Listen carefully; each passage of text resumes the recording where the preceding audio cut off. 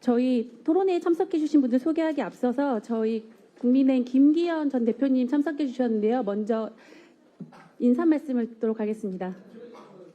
네.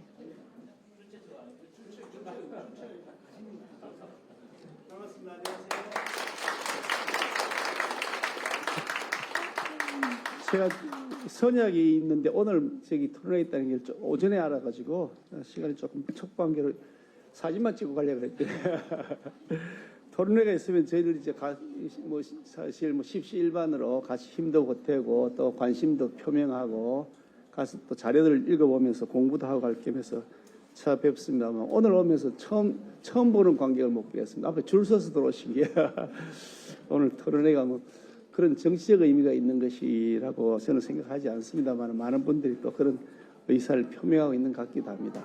실제로 민생 문제와 관련된 매우 중요한 현안이기 때문에 모든 국민들이 아마 다 관심 가지고 있는 이슈일 것이라고 생각하고요.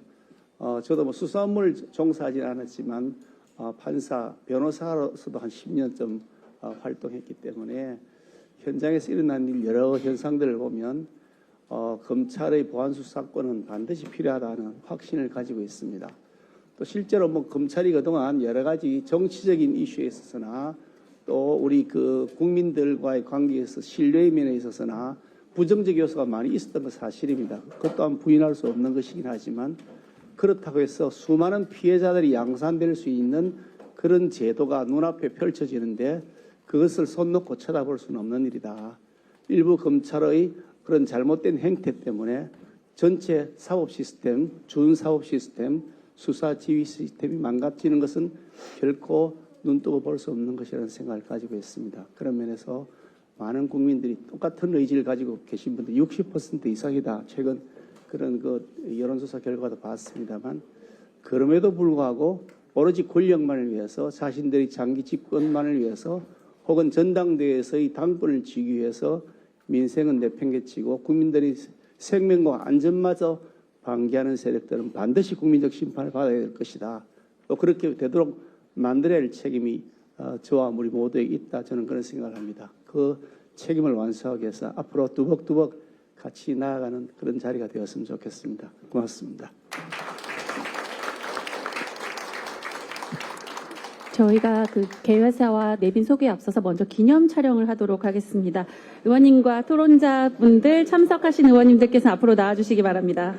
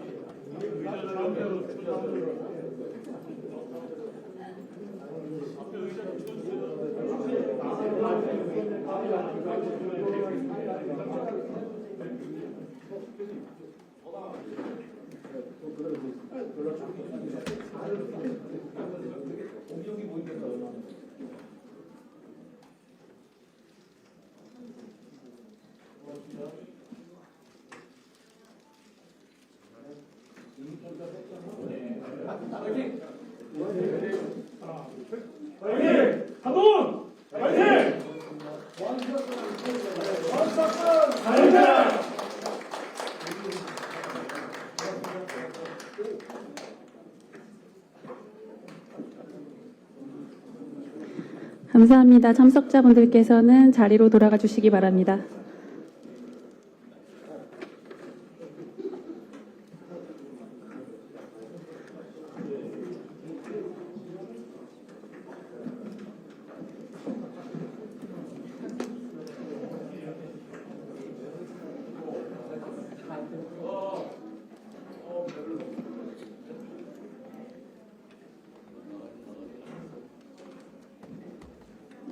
네. 자, 그러면 다음은 오늘 토론회를 주최하신 한동훈 국회의원님의 개회사를 듣도록 하겠습니다. 안녕하세요. 보통 토론 주최하면 토론에 직접 참여 안 하니까 이 개회사에서 길게 하는데 저는 토론회에 참여하기 때문에 길게 하지 않겠습니다. 다만 여기 정말 많은 분들께서 관심을 가지고 와주셨습니다. 그런데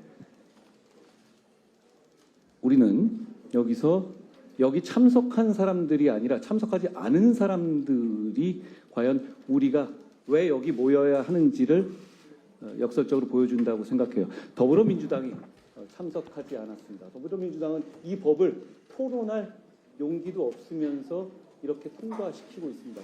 국민에게 죄를 짓고 있는 것이다라고 말씀드립니다. 이 토론회가 진행되는 동안 저 자리는 계속 비워두겠습니다. 그리고 법무부에서도 고민 끝에 참석하지 않았습니다.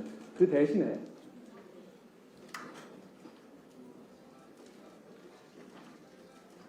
작년 12월에 정성호 법무부에서 이런 책자를 냈고 이걸 오늘 참석하는 대신에 저희에게 보내왔습니다.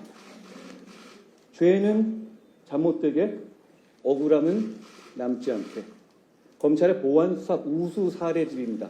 제가 장관할 때 만든 게 아닙니다. 정성호 장관이 장관한 작년 12월에 만들었던 사례집입니다.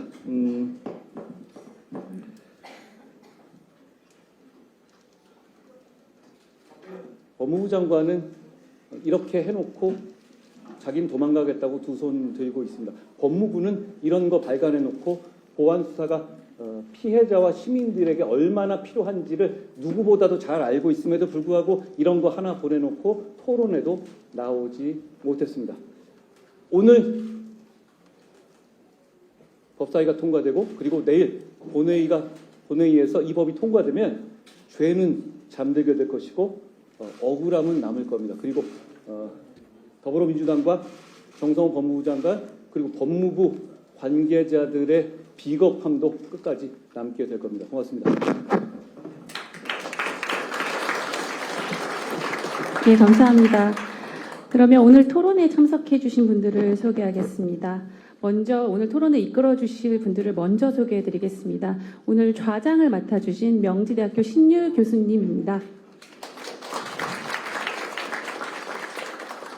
토론자로 이화여대 강동범 명예교수님 참석해 주셨습니다. 형법, 형사소송법 분야를 연구해 오신 원로학자십니다. 다음은 한국형사법무정책연구원 김한균 부원장님 소개해 드립니다. 바쁜 의정활동 중에도 자리를 함께해 주신 의원님들을 소개하겠습니다. 아까 김기현 전 대표님은 인사말 먼저 하시고 가셨고요. 먼저 김성원 국민의힘 의원님 모셨습니다. 배현진 의원님 오셨습니다. 정연욱 국회의원님 오셨습니다. 고동진 국회의원님 참석하셨습니다. 안상훈 국회의원님 참석하셨습니다. 박정아 의원님 참석하셨습니다.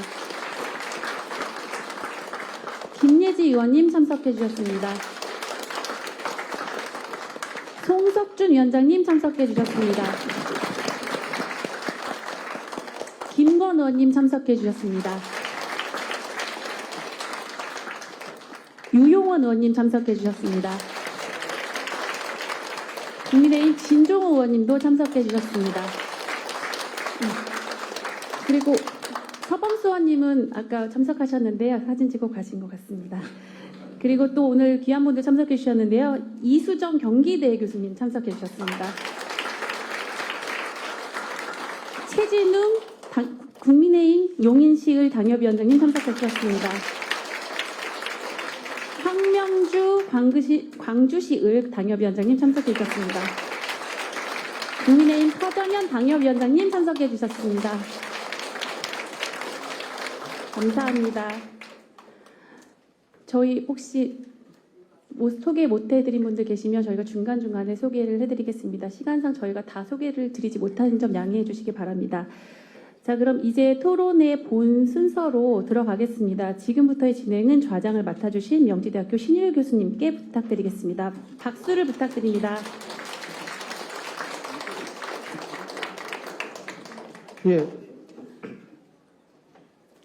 예, 고맙습니다. 지금 소개받은 명지대학교 정치외교학과 신율입니다.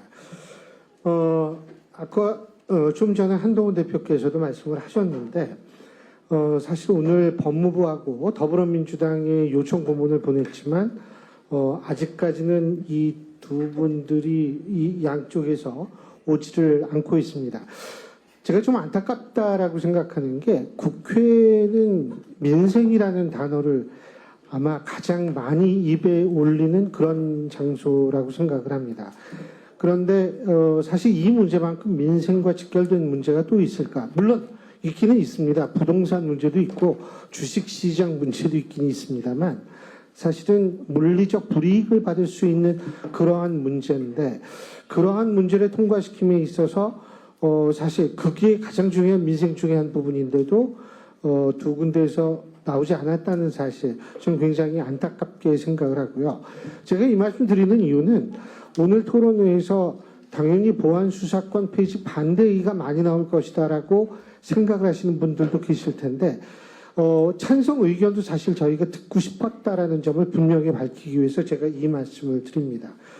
두 번째로는 제가 여기 오늘 토론자로 계신 우리 한동훈 의원님 그리고 강동범 교수님, 김한균 부원장님, 박사님 세 분께 좀 부탁드리고 싶은 것이 이게 법률 용어가요. 일반 사람들은 굉장히 어렵습니다. 그래서 사실 이게 뭐 우리끼리 하는 게 아니잖아요. 여기 언론인 분들 굉장히 많이 계시고 하니까 우리가 가장 중요한 거는 쉬운 용어, 설령 어려운 용어 쓰더라도 그거를 좀 풀어서 말씀해 주십사 하고 제가 꼭 좀 부탁드리겠습니다. 그리고 또 하나는 뭐냐면 어려운 거일수록 사례를 들면 이해가 쉽습니다.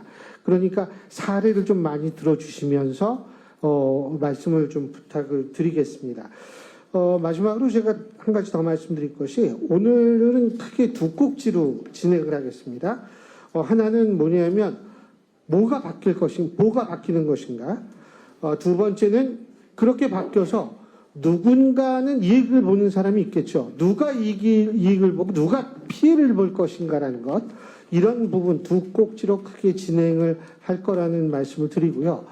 한 가지 더 말씀드리자면 오늘 토론회는 원래 여러분들이 익숙하게 보셨던 국회 토론회 방식에서 벗어나겠습니다. 그 얘기는 뭐냐면 방송 토론 진행 방식으로 진행을 하겠다는 겁니다. 그러니까 뭐 한 분이 발제하시고 쭉 거기에 대해서 또 질문하고 거기에 대해서 대답 한 번 듣고 끝나는 그런 토론회가 아니라 방송 형식의 토론회라는 점을 말씀을 드립니다. 한 가지 더 있군요. 오늘 여기에서 혹시 그 여론조사 얘기가 잠깐 나올 수 있는데 이게 지금 유튜브로 생중계되고 있기 때문에 유튜브까지는 정확한 5개의 개요를 말할 필요가 없습니다. 그렇기 때문에 그 점을 여러분들께 제가 분명히 말씀을 드립니다. 자, 그러면 이제부터 토론회를 본격적으로 시작할 텐데요. 앞서 말씀드린 대로 일단 세 분의 얘기를 쭉 듣고 여기 계신 분들 중에서도 질문이 있거나 이런 건 나중에 제가 한번 기회를 드릴 수 있는 시간이 있다면 기회를 드리겠습니다. 그래서 먼저 여기 계신 공식 이 토론자 세 분을 중심으로 얘기를 듣는 시간을 갖겠습니다. 자, 그럼 첫 번째 주제입니다. 무엇이 바뀌는가? 이 부분입니다. 자, 이 부분에 대해서 일단 개략적으로 누구부터 말씀을 하시겠어요? 무엇이 바뀌는가? 바쁘시네. 그럼 대표님이 좀 먼저 간략하게만.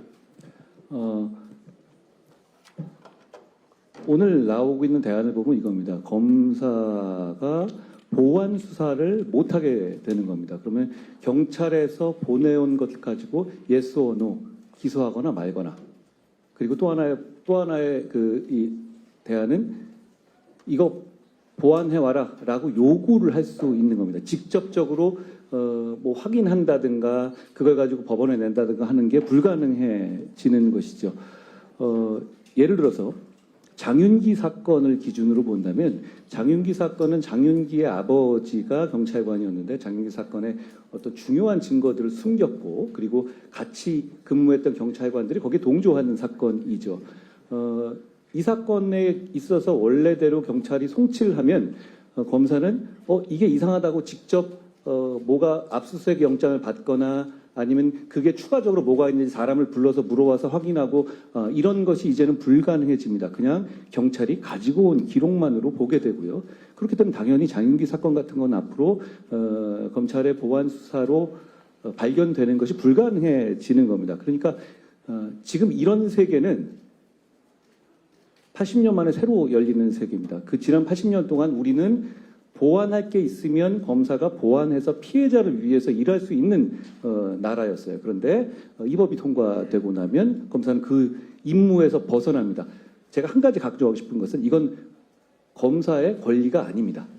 검사는 권리라면은 이걸 해도 되고 안 해도 되는 게 권리겠죠. 그런데 검사는 보완해야 될 부분이 있으면 지금까지 무조건 보완 수사를 해야만 했어요. 나중에 이게 보완 수사를 안 하면 그 검사는 굉장히 불이익을 받고 책임춤을 받죠. 그런데 지금부터는 이 임무가 없어집니다. 그러니까 보완 수사권은 검사 입장에서는 권리가 아니라 임무였습니다. 그 임무가 없어진 겁니다. 권리 측면에서 본다면 피해자의 권리입니다. 피해자가 보완 수사를 받을 권리였던 것이죠. 그게 없어지게 된 겁니다. 그러니까 앞으로 검사는 이런 문제가 들어올 때 그냥 제3자적 입장에서 기소하거나 부족하면 안 하고 그리고 경찰한테 보완 수사를 요구하면 또 경찰은 그걸 잘 안 들어요. 구조적으로. 이런 시대가 온 것이죠. 이렇게 되면 사건이 잘 끝나지 않게 되고 두 가지가 바뀌게 될 거예요. 첫 번째, 장윤기 사건 같은 조작 사건이 대단히 크게 늘어날 것이고 그 두 번째는 일반적인 사기 사건이나 이런 것이 계속 보완 수사 요구를 주고받고 하면서 핑퐁 지옥에 빠져서 끝나지 않게 될 겁니다. 그리고 세 번째 그 결과로 힘있고 돈 있는 사람이 아니라 힘없고 돈 없는 서민들이 고통받게 될 겁니다. 예, 여기 뭐 보충하실 분. 김 박사님. 예, 뭐 보충을 하라고 하시니 저는 이제 그 정부의 정책을 뒷받침하는 국책연구기관에 소속이 되어 있습니다. 그래서 우리 정부가 국민의 안전과 자유를 위해서 시행하는 정책, 특히 그 중에서도 범죄와 형벌에 관련된 정책을 연구하는 기관인데요. 지금 우리 한동훈 의원님께서도 말씀하셨지만 이 보완 수사권 또는 보완 수사 요구권 또는 재수사 이걸 통틀어서 우리가 이제 수사의 보완이라고 합시다. 그러니까 우리가 자꾸 수사에다가 집중을 하니까 권한 문제를 가지고 다투게 되는데요. 자, 수사라는 것이 한 개 수사기관이 완전하게 완벽하게 다 할 수는 없는 노릇이니 다른 수사기관이 전문적으로 미진한 점은 보완하게 해주자. 이게 시스템의 의미 아닙니까? 그러니까 우리가 형사사법 체계라고 할 때, 형사사법 시스템이라고 할 때 이게 수사의 주체인 전문 수사기관이 경찰뿐만 아니라 전문 법률가 기관으로서의 검찰이 또는 법원이 각 단계마다 교정할 수 있고 보완할 수 있도록 이렇게 촘촘히 짜놓은 걸 우리가 시스템, 체계라고 하거든요. 근데 이 시스템이 빈틈이 생기면 어떤 문제가 생기냐면 저희 같이 이제 연구하는 사람들은 이렇게 이제 학문적으로 얘기를 합니다. 뭐냐면 우리가 시스템이 제대로 돌아가지 못할 때 이제 소극적으로는 범죄에 대한 두려움이 생겨요. 국민들 입장에서 볼 때. 우리가 지금 국민을 위해서 개혁한다고 하지 않습니까? 그러니까 국민들 입장에서 볼 때 형사사법 체계 시스템이 제대로 돌아가지 않고 빈틈을 보이기 시작하면 소극적으로는 범죄에 대한 두려움이 높아져요. 그다음에 적극적으로는 퍼블릭 컨피던스라고 하는데요. 그러니까 이 체계에 대한 국민의 신뢰가 떨어집니다. 그러면 범죄에 대한 두려움이 언제 높아지고 체계에 대한, 정부에 대한, 형사사법 시스템에 대한 신뢰가 언제 떨어지냐면 그거는 무슨 범죄율이나 검거율이나 이런 추상적인 수치 때문에 왔다 갔다 하지 않습니다. 뭐냐면 경찰이든 검찰이든 책임지고 수사하고 피해자를 보호해줄 기관들이 그걸 실패할 때, 그러니까 장윤기 사건처럼요. 또는 권한을 남용해서 피해자에게 오히려 2차 가해를 할 때 이런 사건, 그 다음에 우리가 강력사건, 흉악사건이라고 하는 것을 잘 보면 우리가 가해자만 자꾸 보는데 강력사건, 흉악사건의 피해자는 대체로 취약한 피해자예요. 여성과 아동과 노인입니다. 그러면 우리가 범죄에 대한 두려움이 높아지고 형사사법 체계에 대한 신뢰가 떨어지는 이 퍼센테이지는 그 1%도 안 되는 흉악범죄, 강력범죄와 예. 1%도 안 되는 그 취약한 피해자에 대한 수사 실패이거든요. 그렇기 때문에 시스템이 있는 겁니다. 그렇기 때문에 한 기관이 그런 빈틈을 메꾸지 못하고 국민들에게 범죄의 두려움을 높이고 체제에 대한 신뢰를 떨어뜨릴 때 다른 기관이 전문적으로 보완을 해주라는 거거든요. 그게 보완 수사권의 의미입니다. 그런데 이 시스템이 제대로 돌아가도록 또 우리가 취약한 국민, 피해자의 이 피해가 없도록 빈틈을 어떻게든 메꿔주려고 설계한 그리고 80년 동안 이 작동해온 이 체계를 지금 보안 수사권 하나가 단순한 권한 하나의 문제가 아니라 형사소송법에서 조항 하나를 빼는 문제가 아니라 이 국민 피해자를 보호해왔던 시스템을 근본적으로 허물고 전체 사회적으로 볼 때 범죄에 대한 두려움을 높이고 형사소송 체계와 정부에 대한 신뢰를 떨어뜨리는 이 구멍이 될 수 있다는 부분입니다. 그래서 보안수사권 문제가 단순한 형사소송법 한 조항을 없애는 문제가 아니라 우리 전체 형사소송 체계를 통해서 국민의 자유와 안전을 어떻게 더 잘 보호할 것이냐의 문제가 되기 때문에 오늘 우리가 이렇게 다 모여서 이 얘기를 하게 되는 것이라고 생각합니다. 예, 저희가 지금 사실 얘기하려고 했던 부분은 어떤 부분이 지금 바뀌는가 하는 부분이거든요. 물론 오늘 우리 김 박사님께서 서두에 필요한 말씀을 해주셨는데 아까 얘기로 다시 돌아가서 제가 잠깐 좀 궁금한 게 하나 있는데 여쭤보겠습니다. 교수님, 이거 저도 봤는데 지금 경찰이 긴급 체포하면 검사의 승인을 받아야 하는데 이제는 검사한테 통보만 하면 된다라는 걸로 바뀌는 겁니까? 예, 제가 요즘 사실 대학에서 법학을 배우고 형사법을 가르치고 한 지가 한 40년 이상이 됐는데요. 요즘 형사법 관련 개정이나 이런 걸 보면서 참 답답하고 참담하고 하여튼 심정을 이루 말할 수가 없다는 말씀 먼저 드리고요. 방금 신 교수님께서 이제 말씀 주셨던 과거에는 이제 검사나 사법경찰관이 이제 긴급 체포를 일정한 경우 영장 없이 긴급 체포를 할 수가 있고 이제 사경의 경우에는 이제 반드시 사후에 긴급하니까 이제 일단 체포를 먼저 한 다음에 사후에 검사의 승인을 받도록 돼 있었습니다. 근데 죄송한데 지금 보니까 오늘 오전에 승인권이 유지를 하기로 했답니다. 그러니까 이게 왔다 갔다 하니까 그러니까 하도 이거를 밥 먹고 하루 종일 들여다보지 않으면 참 알기가 힘들어요. 그러면 더 이상 얘기할 필요는 없을 것 같습니다. 제가 이렇게 한 말씀 얹자면 이런 말씀이에요. 사실 이 긴급체포를 승인을 하던 규정을 슬그머니 통보로 바꿔서 끼워 넣었는데 이걸 제가 법을 보다 찾았거든요. 근데 이걸 슬그머니 그냥 끼워 넣었던 거예요. 그런데 오늘 슬그머니 뺐습니다. 근데 굉장히 큰 이야기입니다. 왜냐하면 경찰이 막 잡을 수 있었던 것을 슬그머니 뺐다가 들켰으니 이제 그래 어떻게 찾았지? 하면서 손 털고 만 거잖아요. 저는 이러니까 민주당이 공개 토론이 필요하다고 생각해요. 제가 우연히 이걸 찾았지만 이거 말고도 폭탄들이 많이 있을 겁니다. 대한민국의 사법 시스템을 이렇게 넉마로 만들어도 되는지 저는 이 사례가 정말로 중요한 문제라고 생각해요. 그런데 한 가지 제가 오늘 더 찾은 게 있습니다. 이게 더 흉한 거 하나를 넣었더라고요. 공소기각을 판결로서 할 수 있는 범위를 확 넓혀 놓는 조항을 끼워 넣었습니다. 그동안에 이 얘기는 없었지 않습니까? 오늘 민주당이 아침에 그걸 넣었는데 이건 결국 근데 대단히 불순한 의도가 있어요. 이재명 대통령 사건에 대해서 공소 취소를 막 시도하잖아요. 공소 취소는 1심까지만 가능합니다. 그런데 공소기각의 판결은 2심 이후에도 가능한 것이거든요. 그런데 민주당이 그동안 주장해온 수사가 무리했다고 판단되면 대단히 불확정적이고 재량의 개념이잖아요. 그렇게 되면 유무죄까지 안 가고 공소기각을 판결할 수 있는 범위를 조항을 4개 더 넣어버린 거예요. 이게 개정안의 327조에다가 신설을 이렇게 했습니다. 중대한 위법사에 기하여 공소가 제기되었을 때, 소추 재량권을 현저히 일탈하여 공소가 제기되었을 때. 되게 애매한 얘기 아닙니까? 이미 민주당에 의하면 민주당 사람들을 기소하는 건 다 소추 재량권을 일탈한 거라고 생각하잖아요. 그러면 이렇게 끼워 넣어서 법원을 압박하겠다라는 겁니다. 그러니까 지금 이게 제가 이렇게 말씀드렸어요. 공소 취소가 이재명 대통령이 감옥에 사후에라도 퇴임 이후라도 감옥에 안 가는 플랜 A라면 어제 조정식 국회의장이 얘기한 연임 개헌을 하겠다는 게 플랜 B고, 그리고 이렇게 공소기각 판결을 넓히자는 게 플랜 C입니다. 대부분의 모든 지금 제도의 동기가 이런 불순한 것으로 의심되고 있는 것이 지금 말씀하시는 우리 김 부위원장이 말씀하신 것처럼 이 제도에 대한 국민의 신뢰를 떨어뜨린다고 생각해요. 이게 어떤 공익을 위한 것이 아니라 어떤 한 사람의 이익을 위해서 돌아가고 있는 것이 아닌가라는 적어도 의심을 불러일으키거든요. 이 부분에 대해서도 저는 지금 법사위가 또 논의가 되겠지만 이것도 그냥 넘길 만한 문제가 아니다라는 말씀을 지적해두고 싶습니다. 그 부분에 대해서 어떻게 보십니까?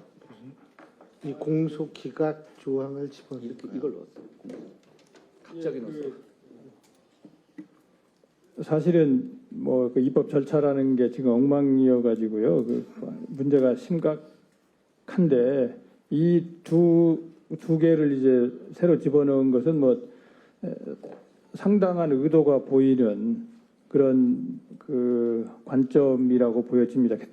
대단히 사실은 이게 이제 이 중대한 위법 수사, 뭐 소추재량권 현저히 일탈 이런 게 사실은 굉장히 이게 이제 판례를 통해서 뭐 구체화되어야 될 문제라서 이렇게 이 그냥 막연히 금방 이렇게 집어넣었다 뺐다가 할 문제는 아니라고 봅니다.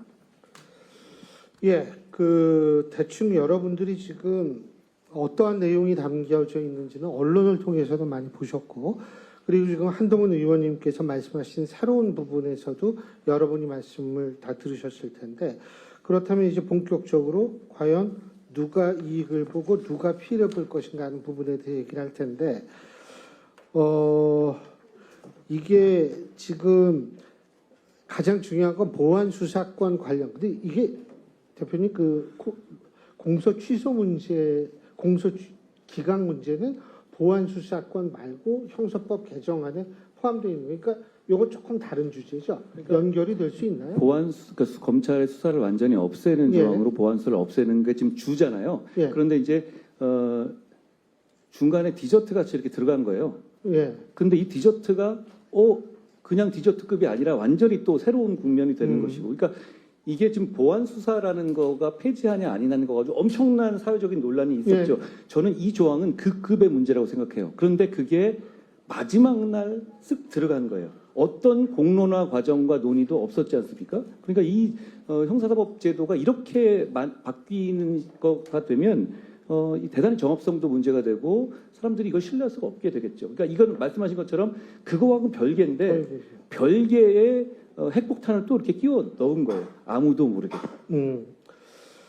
그래서 이 누가 이익을 보고 누가 피해를 보는가 하는 부분을 우리가 논할 때 일단은 보안 수사권 얘기를 하고 그 부분은 나중에 따로 한번 짚어보는 그런 시간을 저희가 갖는 게 합리적일 것 같아서 제가 그 말씀을 여쭤본 거고요. 자, 누가 이익을 보고 누가 피해를 보는가? 뭐 누구든 어떤 법이든 이익을 보는 사람이 있고 피해를 보는 사람이 있죠. 하지만 그 피해를 보는 대상자와 이익을 보는 대상자가 사실은 사회적 이 분류 기준에 의하면 힘의 유무에 따라서 이게 달라지면 이게 문제가 되니까요. 이 부분에 대해서 좀 얘기를 해보겠습니다. 우선 김 박사님은 누가 이익을 보고 누가 손해를 본다, 피해를 본다라고 보십니까? 오늘 토론의 제목이 범죄자의 편에 설 거냐고 묻고 있지 않습니까? 결국 예. 이 보안 수사 부분에 대한 이제 법 개정 개폐가 결국은 이제 범죄자의 이익이 되고 반면에서는 이제 피해자의 불이익이 될 것이다. 피해자의 더욱 큰 피해가 될 것이다라는 게 이제 오늘 토론회의 문제 의식인데요.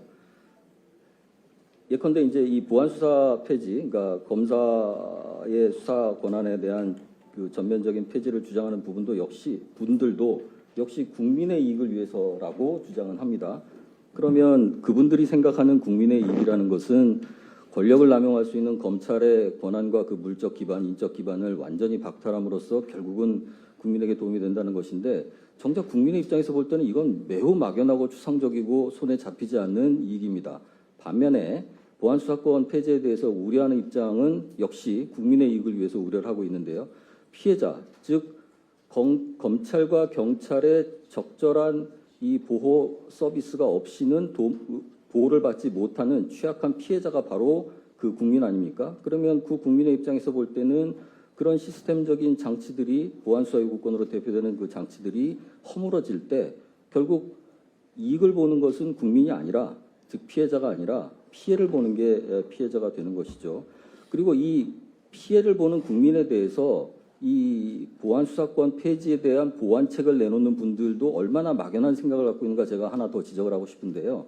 예컨대 이제 민주당 안에서는 이 피해자 보호 조치의 강화를 이 염두에 두고 예컨대 뭐 7대 사회적 약자 범죄에 대해서 전권 송치를 규정했다고 하지 않습니까? 근데 7대 범죄라고 하지만 사실상은 여성, 아동, 노인 학대 범죄 하나, 그다음에 성범죄 중에 성인 대상 성범죄, 아동 대상 성범죄 하나, 그다음에 가정폭력과 그것과 밀접하게 연관된 스토킹 이렇게 세 가지밖에 없어요. 그런데 우리가 진짜 피해를 받는 국민들의 입장에 생각해 보면 국민들이 억울함을 호소하고 수사기관에 찾아가서 다시 한번 봐달라고 그 호소하는 그런 그야말로 민생범죄, 사회적 약자 대상 범죄는 오히려 폭행, 사기 이런 거 아닙니까? 그런데 이런 걸 다 빼놓고 그냥 형식적으로 7대 사회적 약자 범죄에 대해서는 경찰이 자기 선에서 끝내지 않고 전부 검찰청 일단 보내라 했습니다. 그런데 이게 얼마나 눈 가리고 아웅이냐면 경찰이 그러면 다 자기네가 책임지지 않고 검찰에 보내죠? 검찰은 수사를 보완할 수 있는 아무런 권한이 없는데 어떻게 그러면 이 사회적 약자 범죄에 대해서 송치받은 약자 범죄에 대해서 자세히 살펴보고 시민들을 피해자를 보호할 수 있겠습니까? 심지어는 그 보안 수사도 그러면 중수청에다가 사회적 약자 대상 보안 수사 전담 부서를 만들어 줄 테니까 거기로 넘겨라고 합니다.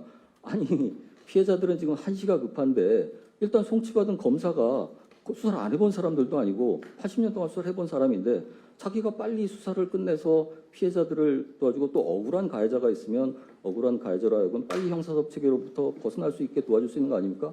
그걸 중대범죄 수사를 하라고 새로 설치하는 중수청에다가 사회적 약자에 대한 재수사를 또 따로 맡긴다고요? 그러니까 보안수사 폐지에 대해서 너무 매몰되어 있다 보니까 이런 무리수를 자꾸 두고 정작 국민들의 입장에서 볼 때는 국민들은 아무런 도움이 되지 않는 걸 자꾸 국민을 위한 개혁이라고 어거지를 쓰고 있다. 이렇게 생각이 들 수밖에 없습니다. 네. 아이고, 뭐 아까 법무부에서 우수 사례라고 이제 우리 한 의원님께서 말씀 주신 뭐 그런 것도 있지만 사실은 이제 보안 수사가 없다고 해서 약자만이 피해자가 되는 건 아니거든요. 결국 보안 수사가 없어지면 경찰에 뭐 예를 들자면 뭐 물론 잘하는 수사도 있을 수 있지만 뭐 제대로 안 되는 뭐 대표적으로 최근에 문제되는 몇 건들이 있지 않습니까? 뭐 장윤기 사건을 위시로 해서 그런 이 중대범죄의 경우는 물론이고 또 이제 뭐 사기 범죄라든지 일반 뭐 사소한 범죄라 하더라도 보안 수사가 제대로 행해지지 않으면 그들 모두가 피해자가 되거든요. 꼭 약자뿐만이 아니고 뭐 여기 계신 모든 분들도 만약에 범죄 피해를 당했는데 경찰에서 제대로 수사를 안 하고 검찰도 뭐 그걸 스크린을 할 기회조차 없이 그래서 뭐 이제 뭐 불기소가 되거나 이렇게 되면 사실은 여기 있는 저희들 모두 다 피해자가 될 수 있습니다. 저희가 꼭 약자라서가 아니고 그러면 결국 범죄자들의 만능 사회가 되고 어느 법관 얘기처럼 우리나라는 사기 천국이 될 것이다. 뭐 이런 얘기도 나오는데 사실은 약자만이 피해자가 될 수 있다. 그래서 뭐 사회적 약자를 위한 뭐 전권 송치나 보안 수사 이건 사실은 저는 뭐 거의 실효성이 없는 그런 이 처방이라고 봅니다. 예. 제가 한 말씀 드리자면 이 7대 전권 송치라는 건 형소법에 있는 것도 아니고 개별법에다 앞으로 넣을 수도 있다. 이 정도의 대안이에요. 그러니까 한마디로 민주당은 아무런 대안이 없습니다. 아무런 대안이 없어요. 보안수사 요구권도 대안이 아닌 게 보안수사 요구권이 이미 있습니다. 10개의 대책 중에서 7개를 없애는 게 나머지 3개가 대책이다. 이렇게 할 수는 없잖아요. 그런데 이 7대 전권 송치 자체도 정말로 현실을 아무도 모르는 서영교 같은 사람이 만든 것이다. 저는 이렇게 생각합니다. 왜 그러냐면 7대 범죄라는 게 아까 교수님 말씀하신 것처럼 무슨 특정 성폭행 이런 죄명별로 나누는 것이거든요. 그러면 사회적 약자가 뭐 노약자라든가 뭐 장애인이라든가 이런 분들을 보호하자는 뭐 아름다운 얘기 같아요. 그런데 실제로는 어떠냐면 보이스피싱을 장애인 상대로 하거나 노약자 상대를 하거나 노약자 상대로 폭행하고 노약자 상대로 사기치는 거 이게 노약자 사회적 약자 대상 범죄 아니에요? 그런데 이런 사기나 폭행 같은 거는 죄명별로 나누기 때문에 싹 빠질 수밖에 없어요. 그러니까 이거는 아예 현실도 전혀 모르는 사람이 대충 그냥 던져놓은 거예요. 첫째, 그 목적 자체도 반영하지 못한다. 왜냐하면 사회적 약자가 당하는 범죄가 죄명으로 나눌 수가 없어요. 사회적 약자를 대상으로 하는 사기, 폭행, 이런 건 다 빠지는 거잖아요. 또 더 나아가서 누구 사기 범죄가 있거나 성폭행 범죄가 있으면 그거 하나만 있습니까? 성폭행을 하는 과정에서 착취도 하고 사기도 하고 뭐 이런 거 있죠. 그러면 이건 어떻게 되는 거예요? 정확하게 이 사람 가지고 나중에 보안 수사할 때 요 성폭행 관련한 것만 물어볼 수 있는 거예요? 그럴 리가 있나요? 그 동기가 다 연결되고 사기라든가 절도라든가 이런 것들 다 연결되는데 이건 안 해본 사람이 대충 맞는 겁니다. 현실 세계에서 그렇게 죄명 하나만 덜렁 송치되는 경우가 오히려 적습니다. 둘째, 이 취지는 피해자를 중심으로 이런 피해자가 있었을 때 사회가 조금 더 신경 써야 된다 이런 의미일 텐데 현실로 가봅시다. 피해자가 이렇게 특정되지 않고 불특정인 경우가 있어요. 예를 들어서 주가 조작, 뭐 회사에 대한 뭐 문제들, 그리고 경제를 질서를 움직이는 문제들, 그리고 뭐 뇌물을 받는다든가. 뇌물 받으면 에브리바디 해피 아니에요? 주는 놈 받는 놈 관계없잖아요. 그렇지만 그게 작은 범죄입니까? 주가 조작은 어떻습니까? 그러면 그건 오히려 피해자가 특정되지 않고 없는 범죄일수록 국가가 적극적으로 나서야 합니다. 왜냐하면 피해자가 목소리를 낼 수가 아예 없기 때문에 국가가 더 적극적으로 나서야 하는 것이거든요. 그러니까 피해자가 불특정 다수인 경우에를 뺄 이유가 없어요. 한마디로 말해서 화이트 칼라 범죄를 뺐다. 아니 민주당 의원들은 좋겠죠. 돈 받아도 보안 수사 대상 안 되니까. 국민들은 그렇게 생각하지 않겠습니까? 저는 결국 이 제도는 첫째 사악하고 둘째 무능합니다. 현실을 모르고 만든 것이다. 이 말씀을 드립니다. 예, 지금 사실 피해는 불특정 다수, 우리 모두가 잠재적인 피해를 볼 수 있다라는 그런 말씀이신데, 근데 제가 사실 궁금한 게 있어요. 그렇게 그런 피해가 확산될 가능성이 있는 법임에도 불구하고 모르겠어요. 저만 그렇게 생각하는지 모르겠지만 상당히 서두른다라는 인상을 받을 수밖에 없거든요. 그렇다면 누가 왜 어떤 이익을 진짜 국민을 위해서 그렇게 서두를까? 전 그거 잘 모르겠어요. 어떻게 보십니까, 여기서? 예. 저는 제사상 위에 돼지머리를 빨리 올리고 싶은 생각이다라고 말씀드립니다. 검찰의 씨를 말려서 뭐 예를 들어서 민주당 입장에서 자기들이 뭐 검찰 수사로 뭐 감옥 간 사람들이 워낙 많고 그걸로 인해 가지고 이재명 대통령은 또 검찰 수사도 받고 있으니까 빨리 이 재단 위에 검찰 씨를 말렸다라는 얘기를 돼지머리를 올리고 싶은 저는 그런 욕심이고 그게 전당대회 시기와 맞물려 있다고 생각해요. 더 나아가서는 전 민주당한테 이렇게 말씀드리고 싶습니다. 뭘 그렇게 피해를 받습니까? 돈 받아서 감옥 간 거 아니에요? 뭘 그렇게 피해를 받다는 거예요? 도대체 왜 국민들이 민주당이 검찰에 피해를 받았다는 가스라이팅에 몇십 년째 이렇게 아이고 네 마음을 이해 이런 스탠스를 가져줘야 하는 것이죠? 저는 그 말씀을 정말 드리고 싶어요. 그리고 이 문제가 민주당 입장에서 저는 이 문제가 불거진 과정도 중요하다고 생각해요. 사실 민주당이 이렇게 많이 나갔어요. 사실 10월 2일부터 검찰은 없어집니다. 민주당은 검찰을 상대로 복수한다. 뭐 강력 지지층을 상대로의 이런 그 복수심을 충족시키고 싶은 건데 이것도 완전히 유령을 상대로 한 섀도우 복싱입니다. 10월 2일부터 검찰은 없어져요. 그런데 왜 검찰을 상대로 복수를 합니까? 검찰이 없어요. 그러니까 민주당이 지금 복수하는 대상은 민주당이 착각하는 것은 민주당이 복수하는 대상은 검찰이 아닙니다. 장윤기 피해자 이채원이고 돌려차기 피해자 김진주예요. 왜 자기들의 복수심을 엄한 데다가 풉니까? 피해자들이 피해를 보잖아요. 지금 이 사람들이 얘기하고 있는 검찰이 뭐 이거 가지고 눈을 깜짝해요? 그러지 않거든요. 보안 수사에 임무를 덜어주면 오히려 웰빙하게 될 거예요. 저는 민주당의 이런 식의 행태로 피해보는 것이 일반 국민이라는 점이 가장 큰 문제라고 생각해요. 그러다 보니까 민주당 내에서도 이거 하면 문제되는 거 아니야? 왜냐하면 보안수사권 폐지가 맞냐 아니냐에 대한 논쟁이 최근에 다시 불거진 거는 민주당 내부에서 불거진 거예요. 국민의힘이 먼저 얘기한 게 아닙니다. 왜냐하면 자기들이 보기에도 이거 정말 큰일 났거든요. 그런 상황에서 전당대회에서 선명성 경쟁이 붙은 거고 그 과정에서 그러니까 그래 일단 돼지머리 위에 10,000원짜리 꽂고 올리자를 김민석 정청래 쪽에서 더 선명성 경쟁을 하고 있는 게 지금의 상황이라고 봅니다. 그런데 자기들끼리 주술을 하고 자기들끼리 부흥회하면 괜찮은데 이 과정에서 너무 많은 서민과 약자들이 고통받을 것이 문제입니다. 그렇기 때문에 우리가 마지막까지 최선을 다하는 거죠. 예, 강 교수님 아까 말씀하신. 사실 2022년 이후에 형사소송법이 굉장히 급격하게 바뀌었잖아요. 잘 아시다시피 검수완박부터 시작해서. 근데 사실은 이 바뀐 규정에 의해서 실제 어떻게 돌아가는지를 아무도 검증한 바가 없습니다. 뭐 저희가 이제 일선에 있는 변호사들, 특히 이제 피해자 대리하는 변호사들 말씀 들어보면 사건이 너무 지체돼 가지고 지금 뭐 1년 후에 또는 2년 후에 뭐 그 통보를 받았다는 그런 비명이 정말 넘쳐나거든요. 그래서 사실은 특히 이제 현재 소송법이 뭐 검사의 보완 수사가 지금 사실은 그 핵심적인 일종의 이 전쟁 뭐 어떤 지점이 돼 있지만 사실은 본질적으로는 검사의 수사 자체를 못하게 하는 것이 저는 보다 큰 본질적인 문제고 그것은 이제 이 헌법에 저는 위반되는 문제를 굉장히 많이 안고 있다고 저는 개인적으로 생각을 합니다.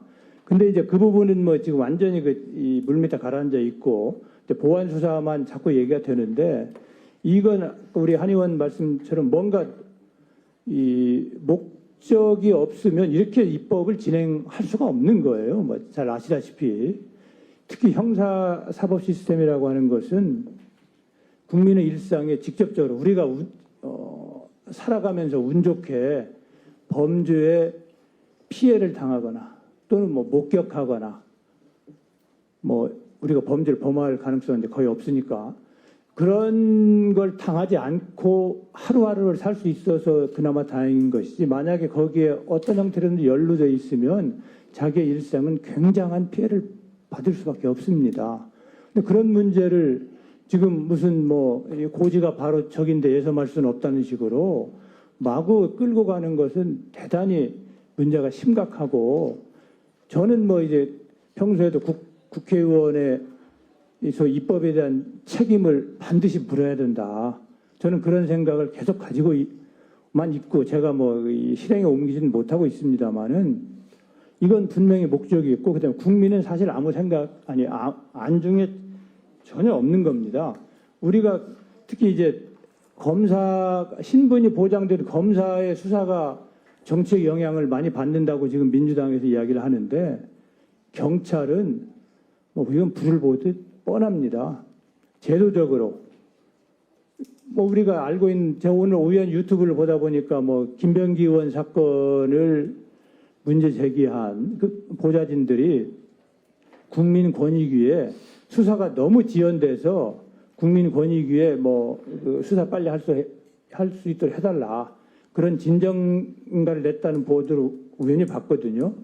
결국은 소위 힘 있는 사람에 대해서 사법경찰관은 저는 사건의 저수지가 될 거다고 저는 생각을 합니다. 우리 뭐 뻔히 알고 있잖아요. 지금 말을 우리가 안 해서 그렇지. 그래서 이건 정말 신중하게 토론을 거듭해서 결정해야 될 문제라고 생각을 합니다. 지금 교수님이 목적이 없으면 불가능하다라는 말씀을 하셨는데 그 목적이 뭐라고 보세요? 그러면? 뭐 우리 모두 다 안 알고 있는 거 아닙니까? 뭐 저만 모르는 것 같은데 알겠습니다. 그거 아닐까요? 되게 죄송하네요. 이거 아닙니다. 예, 뭐 저도 연구하는 사람이라 정치적인 배후에 깔린 목적이 뭔지는 잘 모르겠고요. 다만 이 예를 들자면 예를 들라고 하셨으니까 우리가 소위 촉법소년 연령 1살 낮추는 것 갖고도 사회적인 수기를 거치잖아요. 시민들의 이야기를 두루두루 듣고 차분히 앉아서 토론을 거쳐서 우리가 촉법소년의 연령을 하향하는 것이 과연 범죄로부터 피해자를 지키는데 도움이 되겠냐, 도움이 안 되겠냐 논의랍니다.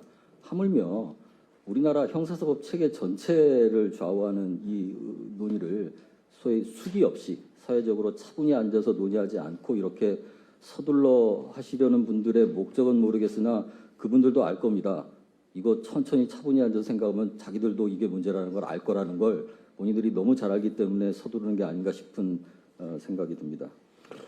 예, 뭐 목적은 이제 안 물어볼 거예요. 여기서 목적은 안 물어보고 이게 지금 아까 정치인들의 어떤 나름대로의 정치인들 같은 경우에 이게 손해 보지 않을 수 있다라는 말씀을 잠깐 하셨는데 정치인들 말고도 있을 거 아니에요. 예를 들면 법조인 중에서도 뭐 형사 변호사라든지 뭐 그런 거 있는 거 아니에요? 아 예. 아니 당연히 그 비즈니스가 아주 흥하게 됩니다. 제가 이렇게 말씀드리고 싶어요. 형사 사법 시스템을 복잡하게 만드는 놈이 진짜 나쁜 놈입니다. 왜냐하면 자, 그 전에 과거는 어땠냐면 경찰이 수사해요. 검찰도 수사할 수 있습니다. 그리고 서로 간에 견제가 되고 경찰이 수사하면 자기가 기소를 못하니까 그 결과를 다 보내요. 그럼 최종적으로 이 통로에서 불기소장도 다 받아보고 기소되고 다 요 정도였어요. 그러니까 국민 입장에서는 어디다가 동전을 넣던 간에 검찰이라는 자판기 통로에서 뭔가 캔을 받던 아니면 뭐 결과물을 받는 거예요. 근데 지금은 제가 기억력이 많이 떨어져서 얼마 전에 진중권 교수님하고 토론하기 전에 이 법을 다 보고 왔거든요. 근데 그때는 잘 아는 기분이었는데 제가 오늘 좀 전에 다시 봤어요. 저도 헷갈려요. 저도 어디로 갔었을 때 어떤 알고리즘을 거쳐서 여기까지 가고 그리고 나오는 통로도 달라요. 경찰이 불송치 통지를 보내기도 하고 재정 신청도 해야 되고 내가 해놓으면 사건이 어디 있는지 모릅니다. 그러면 어떻게 되겠습니까? 복잡하면 돈이 듭니다. 아는 사람한테 물어봐야 돼요. 복잡하면 불안합니다. 지금 점점 그렇게 되는 것이죠. 그러면 돈 있는 사람은 이걸 이용할 수 있어요. 그렇지만 돈 없는 사람은 체념하는 나라가 됩니다. 민주주의가 태동되기 훨씬 이전부터 가장 중요한 건 범죄를 어떻게 처리하느냐에 대한 이 시스템이 어떤 나라에서나 원시 시대부터 가장 중요한 핵심 아니었어요? 그런데 그게 엄청나게 퇴보한 겁니다. 아까 교수님 말씀하신 것 중에 제가 하나 부연하자면 아까 변호사들이 엄청나게 늦게 사건 지연된다고 하셨죠? 맞는 말인데 변호사 사건이 그러면 일반 사건은 어떻겠어요? 일반 사건은 어디 있는지도 모릅니다. 그렇게 되면 우리 국민들은 자기 사건에 대해서 형사 사건에 대해 피해를 보전받는 것을 체념하게 돼요. 그런 나라 만들자는 거거든요. 이 사람들이 이유는 돼지머리 한번 올리고 알량하게 표 한번 받아보겠다는 이런 이유로요. 그러니까 제가 뭐라고 글 쓰면 서영교 위원장이 거짓말쟁이 뭐 이렇게 앙탈 부리듯이 올리잖아요. 그래놓고 정작 제가 지적한 긴급체포 승인의 문제는 슬쩍 뺐습니다. 제 말이 맞다는 뜻이죠. 웬만하면 저한테 악마에게 무릎 꿇고 싫잖아요. 그 사람들도. 그런데 그렇게 무릎 꿇지 않았습니까? 그러면 이런 구멍이 대단히 많다는 거예요. 그럼 이걸 그대로 통과시켜야 되겠습니까? 무능해서 시스템을 망치는 것도 큰 죄예요. 그런데 알고도 망치는 건 죽을 죄입니다. 이 사람들 저는 정말로 이거 어떻게 이 죄과를 감당하려고 하는지 모르겠어요. 저는 100% 확신해요. 서영교 위원장이나 이런 분들 왜 못 나오냐? 제가 이렇게 물어볼 겁니다. 자, 서 의원님, 여기서 이런 사건 여기서 이렇게 접수하면 지금은 어떻게 됐죠? 그럼 그냥 거짓말쟁이 이럴 것 같아요. 모르는 겁니다. 죄송합니다. 저도 모르겠어요. 법무부 장관하고 몇십 년간 이 역할을 했던 사람도 저도 모르겠어요. 센 척하려고 아는 척하지만 몰래 찾아보고 해야 됩니다. 이 시스템을 왜 이렇게 가죠? 심플하고 괜찮은 시스템이 있었고 잘못은 고치면 되는 것 아니에요? 그리고 검찰의 잘못은 고치면 되고 그리고 무엇보다 자 아까 말씀하신 것처럼 이미 전권 송치라든가 이런 문제에서 시스템이 망가졌기 때문에 이 보안 수사 문제는 칼로 찔른 사람한테 빨가냐 바르냐 안 바르냐의 문제밖에 아니라고 생각합니다만 마지막 정점을 찍고 여기 전선이 만들어졌으니까 설명드리는 겁니다. 그런데 검찰이 없어져요. 그리고 그 검찰이 민주당 당신들한테 뭘 그렇게 잘못했습니까? 돈 안 먹고 감옥 갔어요? 이재명 대통령이 억울해요 진짜? 북한에 돈 갔잖아요. 뭐가 그렇게 억울하다는 거예요. 그리고 그 억울하다 하더라도 왜 그 억울함을 엄한 국민들한테 피해를 전가시킵니까? 왜 보복을 정정당당하게 나와서 저랑 싸우지 못하고 그냥 왜 김진주나 이채원 가족들한테 보복을 전가시킵니까? 민주당들이 하고 있는 짓이 바로 이겁니다. 그러면서도 이렇게 야지를 먹어도 나오지도 못해요. 할 말도 없거든요. 예, 그러세요. 예, 이 제도의 복잡함을 우리 한 의원님 말씀 주셨는데요. 사실은 과거에는 굉장히 단순했거든요. 검사, 경찰 뭐 다 수사할 수 있고 검사가 수사 지휘하고 그 뭐 범죄의 죄명이나 이런 걸 전혀 개의치 않고 그러니까 국민은 어디든지 가서 뭐 경찰이든 검찰이든 고소하면 사건이 다 처리가 됩니다. 지금은 공수처라는 그 빈공자에 수사할 때 그 숫자 쓰는 빈 수사하는 죄송합니다. 공수처, 그다음에 뭐 또 중대범죄수사청이라는 것 만든다고 하죠. 뭐 검찰청법에서 이미 이제 검사가 수사 개시할 수 있는 범위를 제한해 놓고, 그다음에 또 국가수사본부 있죠, 경찰 있죠. 도대체 어디가 어떤 수사를 담당하는지 잘 모릅니다.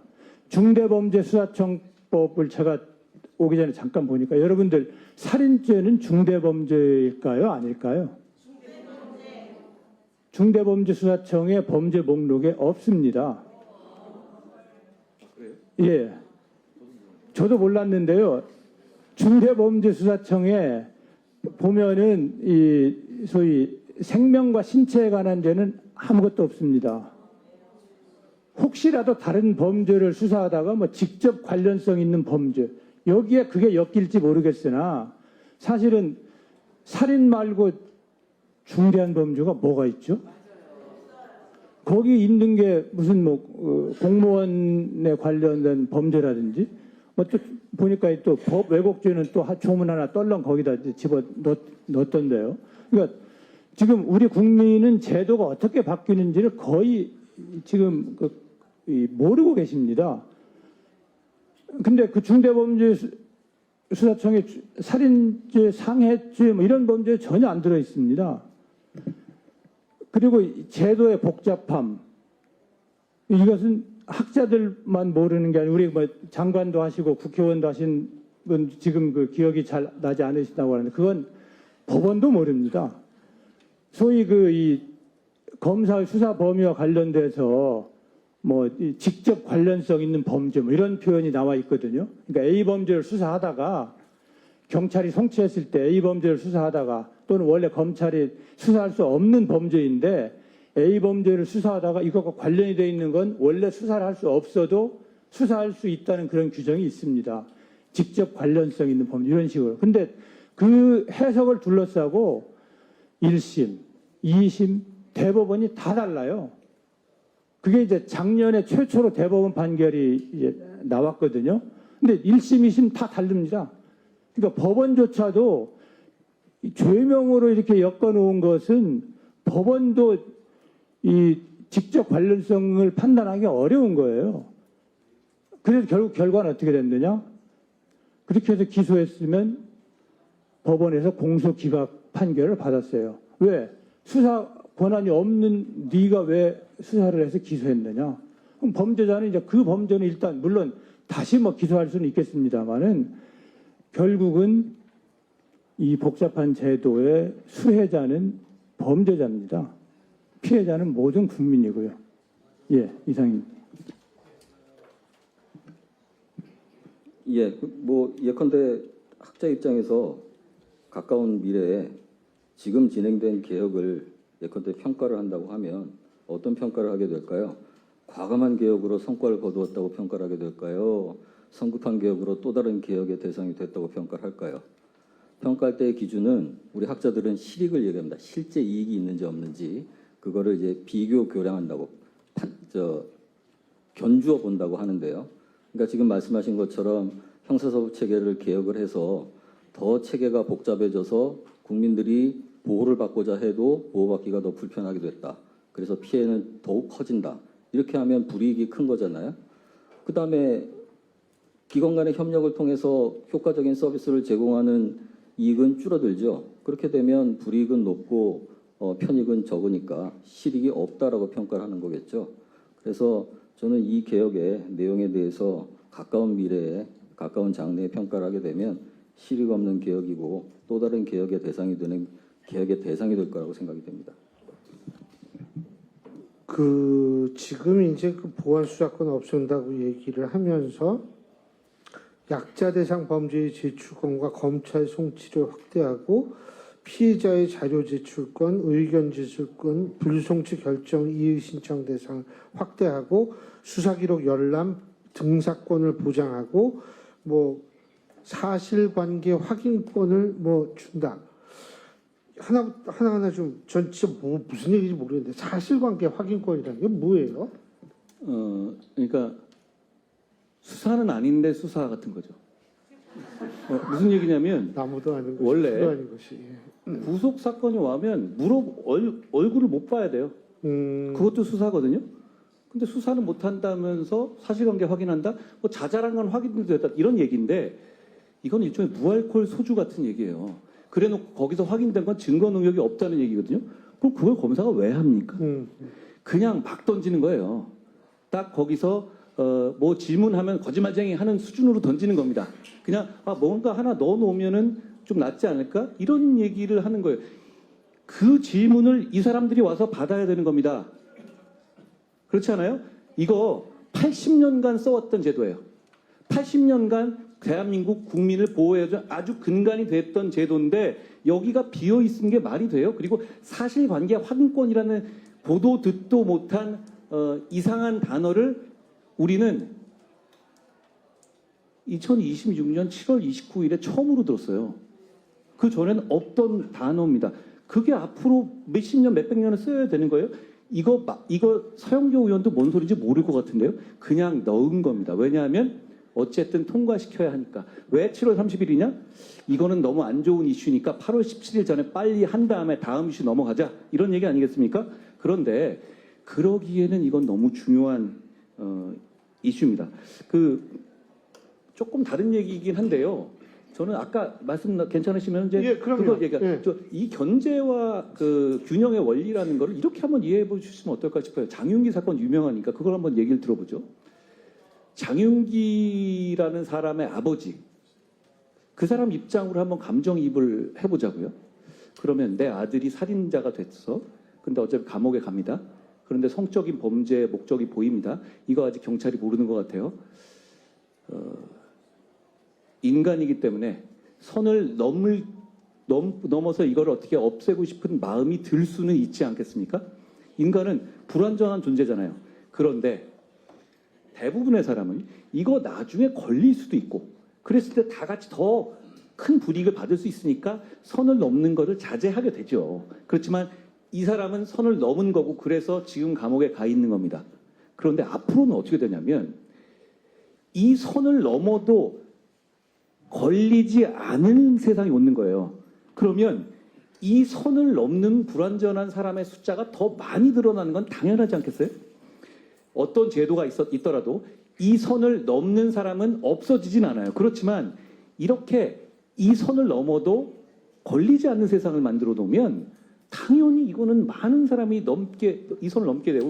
우리가 생각하는 경찰이라든가 검찰은 엄청나게 정의감이 있는 여러분 같은 사람이 아니라 평범하고 욕망을 있고 가족이 우선이고 자기 이익이 우선인 일반적인 DNA를 가진 사람이에요. 그럼에도 불구하고 시스템이 돌아가야 되는 거고 그렇기 때문에 서로 간의 견제와 균형이라는 시질과 날줄을 맞춰놓은 거거든요. 그런데 이건 그냥 그 시질과 날줄을 딱 끊어버리고 민주당이 얘기하는 대안들은 무슨 뭐 중수청이 견제하느니 상급자가 아니 그거 다 경찰이잖아요. 똑같은 시스템 안에서 부서만 만드는 얘기 아닙니까?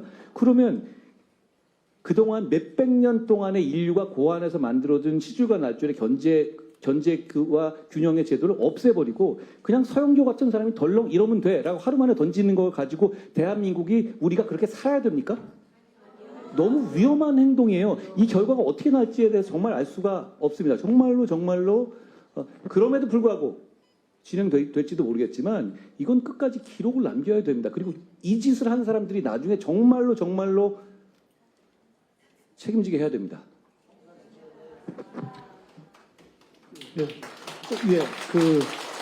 그러니까 이제 한마디로 얘기해서 이 정말 너무나 끔찍하고 안타까운 사건, 저도 굉장히 끔찍하고 안타깝다고 생각하는데 이것이 밝혀지게 된 이유는 그러니까 이런 문제가 드러나게 된 이유는 견제 때문에 가능하다는 말씀이신데 뭐 일부에서는 뭐 지금 경찰이 그래가지고 수사를 다시 잘하고 있지 않느냐 이런 얘기를 하는데 그거는 좀 저도 이해를 잘 못하겠고요.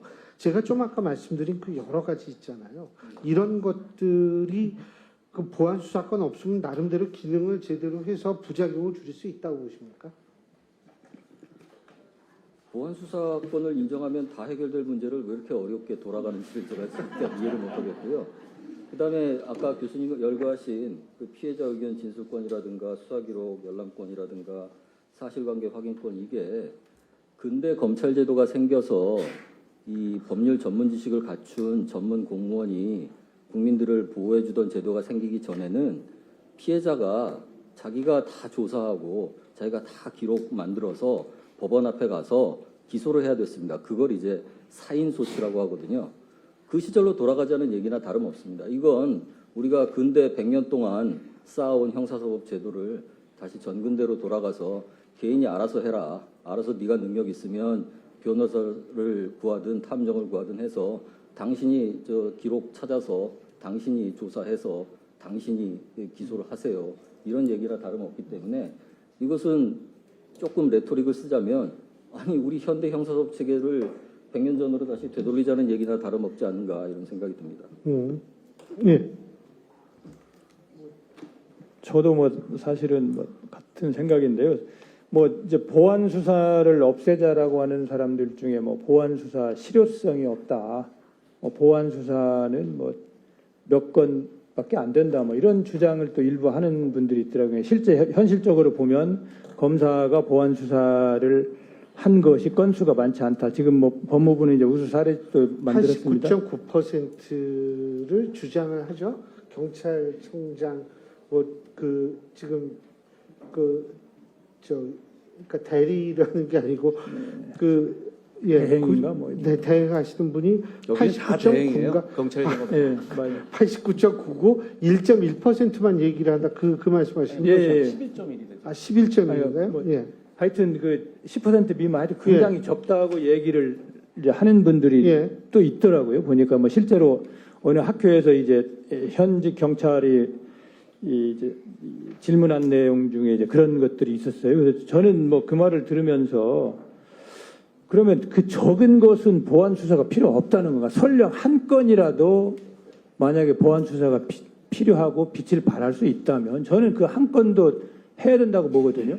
억울한 피해자가 없어야 되고 그 한 건의 범죄자가 운 좋게 보안 수사가 없는 상태로 뭐 기소가 돼서 뭐 가벼운 형을 받거나 이번 장윤기 사건처럼 뭐 성폭력 목적의 살인이 아닌 걸로 기소가 돼서 뭐 그 사형 무기밖에 없는 그런 범죄가 아닌 뭐 5년 이상의 징역까지 가능한 살인죄로 처벌받고 이런 한 건이라도 저는 있어서는 안 된다고 봅니다. 그게 뭐 건수의 다과라든지 또는 범죄 자체의 뭐 경중, 뭐 누차 얘기하면 결코 그런 걸로 이게 해결될 수 있는 문제가 아닙니다. 기본적으로. 그러면 그 정도의 건수는 뭐 무시해도 되나? 아니면 그 정도의 건수는 뭐 그냥 지나가도 정의로운 건가? 아무도 우리는 동의할 수가 없습니다. 그런 점에서 이 뭐 건수의 다과라든지 이런 것을 이야기하는 건 전혀 저는 관점을 잘못 잡은 거다 이렇게 생각합니다. 제가 한 말씀 드리죠. 잘못된 통계입니다. 그러니까 이렇게 뻑적지근하게 하는 거 기준으로 하면 적은데 와서 몇 가지 확인하고 불러서 물어보고 일단은 기소하기 전에 불러서 대부분 물어보거든요. 그게 다 보안 수사예요. 그 기준으로 보면 기소하는 거 대부분 보안 수사를 합니다. 그 자체를 안 하겠다는 거예요. 피의자를 불러서 구속 피의자 불러서 너 맞아? 라고 물어보지 못하게 하겠다는 거예요. 그러니까 지금은 대부분 보안 수사를 하고 있는 겁니다. 또 하나 보안 수사를 해서 과오가 드러날 수 있까 자, 두 가지가 있습니다. 사건이 왜곡되는 게 장윤기 사건처럼 의도적이고 사악한 조작을 통해서 조작되는 경우가 있어요. 또 하나는 인간이 게으르고 태만합니다. 그러니까 이거 굳이 내가 봐야 되지만 본 걸로 하자라고 하는 거 많이 있습니다. 우리 뭐 공부 안 하고도 했다고 하고 이러잖아요. 검사, 경찰 모두 생활인이기 때문에 그런 식의 태만은 다 어느 곳에나 있어요. 그런데 그게 내 결과물이 다른 사람에서 얼마든지 검증될 수 있다는 전제를 갖고 있으면 그 태만의 정도가 당연히 줄어드는 거예요. 그러니까 이 기능은 그렇게 숫자를 가지고 볼 수 있는 문제는 아닙니다. 아까 제가 말씀드린 것처럼 숫자도 틀리지만 저는 이 문제가 아까 교수님 말씀하신 거에 핵심이 있다고 생각해요. 김 교수님 말씀하실 때 이거 몇백 년 걸려서 여기까지 이런 견제와 균형의 시줄라줄을 만들었거든요. 그런데 다시 프랑스 혁명 이후에 만들어진 게 검찰제도 아니에요? 왜냐하면 경찰이라는 것이 국왕이 데리고 있는 권한이니까 이걸 뭔가 준사법기관으로 통제해야 되겠다라는 생각을 가지고 만들어진 제도란 말이에요. 그런데 그걸 그때로 돌아가자 100년이 아니라 300년 전입니다. 돌아간다? 근데 돌아갈 이유를 설명하면 모르겠어요. 이유를 와서 설명을 못 하잖아요. 그러니까 제가 민주당에 질문하고 싶은 것은 이걸 해서 얻을 수 있는 공익이 뭡니까? 복수심의 만족 이런 거 말고, 그런데 그 복수심 자체도 가당치 않아요. 그러니까 이런 거 말고 진짜 이유를, 그런 거 말고 진짜 이유를 한번 대보라고 말씀드립니다. 그냥 하는 거 아니에요? 저는 그냥 하는 거라고 봐요. 왜냐하면 뭔가 이걸로 나아지는 게 있어야 될 거 아니에요. 그리고 일각에서 이렇게 얘기하죠. 뭐 김학의 사건 같은 거 막 얘기하면서 똑같은 얘기하죠. 자, 그 문제는 이 사안하고는 관련이 없어요. 그거는 기소권에 관한 문제고 영장 청구권에 관한 문제잖아요. 그럼 그걸 건드리든가요. 그걸 건드리는 게 아니거든요. 뭔가 그런 논거를 대려면 지금 이 보안 수사의 문제가 그것과 그런 식의 문제들과 인과관계가 있어야 되는데 전혀 관계없는 얘기를 하고 있는 거잖아요. 저는 이 상황이 왜 많은 국민들이 이렇게까지 관심을 뵙고 한국갤럽에서 61% 민주당 지지자 포함해서 반대하느냐면 이건 진짜 우리 모두의 문제이기 때문이거든요. 근데 민주당은 법안을 딱 보면 철저하게 범죄자에게 감정이입이 돼 있어요. 자기들이 감옥에 많이 갔고 수사를 많이 받아서 보는지 모르겠지만 철저하게 자기가 수사받을 때 어떻게 빠져나가겠다는 감정이입이 딱 돼 있어요. 피해자 입장에서 한 번만 감정이입이 돼 보세요. 100만 원, 200만 원 떼이고 돈 받아주는 사람 없고, 그러니까 검찰이 대행으로 해서 증거 찾아주고 이런 시스템 서비스를 누렸던 대한민국 국민들 입장에서 생각을 해보세요. 그 서비스가 없어지는 겁니다. 전 교수님 말씀에 공감하는 게 이건 서비스예요. 그 서비스가 80년간 제공돼 왔는데 그 서비스가 갑자기 없어지는 겁니다. 국민들 입장에서. 저는 그래야 될 이유를 설명해야죠, 그러면. 그런데 그래야 될 이유를 설명하지는 않겠다고 합니다. 그게 지금 현재의 상황이에요. 근데 그럼에도 불구하고 머릿수로 통과시키겠다? 한번 해보라고 하십시오. 그러면 국민들한테 정말 심판받게 될 겁니다.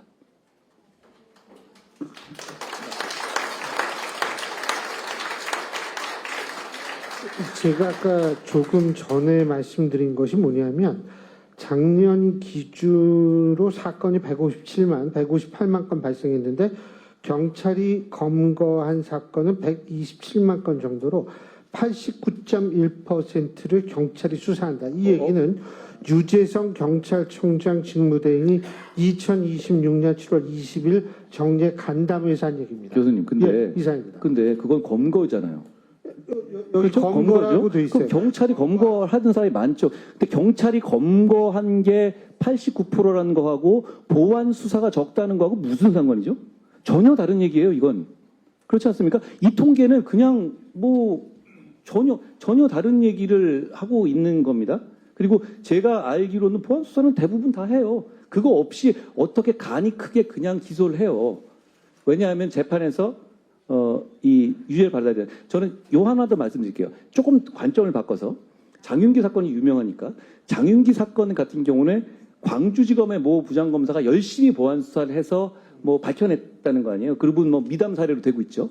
그런데 만약에 이 사건을 그 검사가 그냥 간과했어요. 바빠서. 그런데 나중에 그것이 알고 싶다 해서 밝혀냈어요. 그러면 그 검사는 죽습니다. 거의 뭐 매장당할 거예요. 그게 바빠서 못했다는 건 안 통합니다. 왜냐하면 그 검사에게 무슨 책임이 있었냐? 보안 수사를 할 임무가 있었거든요. 그러니까 이 검사는 왜 그렇게까지 밤잠 안 자면서 하냐면 뭔가 이상하면 촉이 이상하다 그러면 이게 나중에 터졌을 때 자기가 큰 불이익을 받게 되는 시스템에 들어가 있는 거예요. 그러니까 그 검사는 당연히 그러니까 지금은 잘했으니까 박수 받지만 놓쳤으면 엄청난 책임충을 받게 돼요. 나중에. 그런데 민주당이 만드는 세상에서는 어떻습니까? 원래 그걸 할 수 없었죠. 그런데 그 김모 부장검사는 그러면 이걸 간과하더라도 전혀 책임이 없어요. 자기가 그걸 할 책임이 없다고요. 그러면 지금까지는 검사들이 어떻게 봤냐면 사건을 되게 열심히 피해자의 편에서 해보려고 노력을 하는 입장이었지만 이제부터는 어떻게 되냐면 판사처럼 예스와 노로 보면 되는 거예요. 그리고 거기에 대해서 어떤 종류의 심적 부담이 없어집니다. 이렇게 되면 누구한테 유리하겠습니까?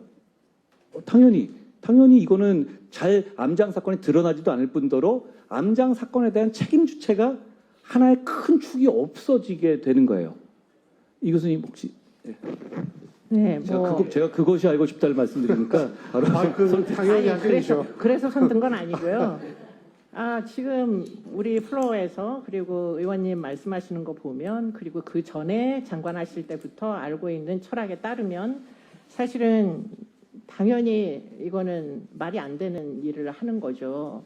그런데 왜 제가 궁금한 건 왜 검찰은 입장 표명을 하지 아니하고 너무 뻔한 결과를 알 텐데 당사자들이 그리고 법무부는 왜 보고서밖에 보내지 않는 건가요? 지금 그들이 협조하지 않고 지금 이 법이 이렇게까지 오지는 않았을 거 아니에요. 저는 검찰은 이미 자살했다고 생각해요. 자살했다고요? 항소 포기로 이미 그런 말을 할 만한 자격이라든가 그런 위치를 스스로 포기했다고 생각합니다. 제가 여기다 이걸 걸어둔 이유도 이걸 저한테 보냈다는 건 무슨 뜻이겠습니까? 죄는 잠 못 들게 억울하면 남자. 자, 제목은 더럽게 멋있어요. 그런데 문제는 이게 틀렸다는 걸 자기들도 안다는 거 아닙니까? 그렇죠? 그리고 오늘 검찰총장 직무대행이라는 자는 오늘에서야 뭐 이상한 문건 입장을 하나 냈어요. 저는 검찰이란 기능 자체가 중요하다는 거 말씀을 드리는 거지. 지금의 검찰 구성원들은 정말 부끄러워해야 된다고 생각합니다. 그리고 그걸 자초하고 있어요. 그런데 만약에 그런 상황이면 검사 개인의 입장으로 보면 아까 말씀하셨잖아요. 그들도 일상을 사는 평범한 직장인이다. 이거 좋을 거예요. 그렇게 하면. 네, 더 찬성할 수도 있는 거 아니에요, 지금? 그렇게 반대하지 않는 사람도 많은 것으로 알고 있어요. 왜냐하면 이렇게 되면 날밤 까면서 밤새서 이걸 찾을 의무가 없어지고 그리고 그 자체가 스트레스를 주는 거거든요. 그러니까 이건 그냥 경찰이 갖고 오는 사건이 준비되어 있느냐 아니냐를 객관적인 제3자 차원에서 이렇게 판단하면 돼요. 판사들이 하듯이요. 그러니까 그 영역이 없어지게, 그러니까 피해자를 편들 만한 큰 권력이 없어지게 되는 것이고, 검사들 중에서는 저는 이거는 그래 어차피 이 상황에서는 굳이 괜히 찔끔 남겨놔서 어차피 다른 것 할 일도 많은데, 그리고 공소청이라는 이름을 갖고 있을 때 이 영역으로 이것까지 붙여서 일하는 것보다 아예 그냥 없애고 니들 마음대로 한번 해봐, 이런 마음을 가지신 분들이 많다고 들었어요. 실제로도 제가 얘기해봐도 그렇습니다. 한마디만 더 보태면요. 이렇게 되면 결과적으로 연쇄살인이 늘 겁니다. 암장 사건이 늘 거예요. 아까 강동범 교수님 말씀하신 대로 지금 살인은 포함되어 있지 않아요. 맞아요. 예, 지금 이은혜 사건이나 고유정 사건 같은 거 무지하게 많이 늘 거예요. 연쇄살인은 늘지만 연쇄살인이 통계로 잡히는 건 줄어들겠죠.